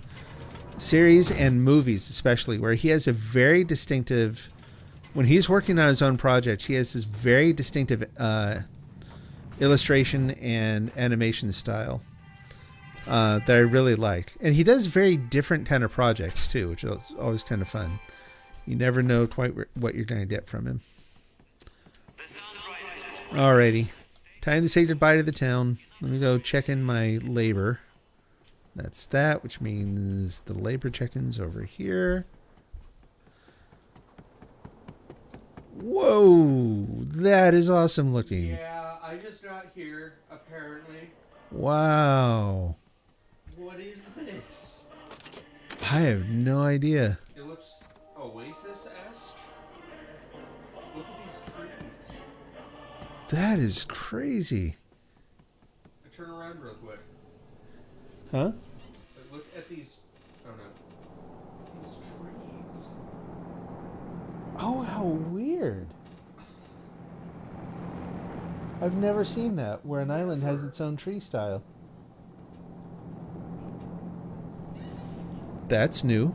Yeah. Yeah, I watched Naruto for a while too. I enjoyed what I watched, but it's the same thing. I kind of drifted away from it and didn't miss it. So I've never actually gone back. There was one other thing. Oh, the one other thing I was going to do was go here and go to this. And I have 2 points. Where do I want to spend them? Patriotism and patriotism. I think. Yes. Okay, got that done. That island will have to wait for another day. Cool looking as it is. Let's go ahead and hop on over to here and say again, thanks to everyone who stopped by. Except the spammer. Stay away. We had a little spam incident in the chat today, but that's, yeah, it happens. Again, good luck getting set up in your new place and looking for work and that kind of thing. Let me know how it goes. Take care. God bless. And I will see you again soon. Bye-bye.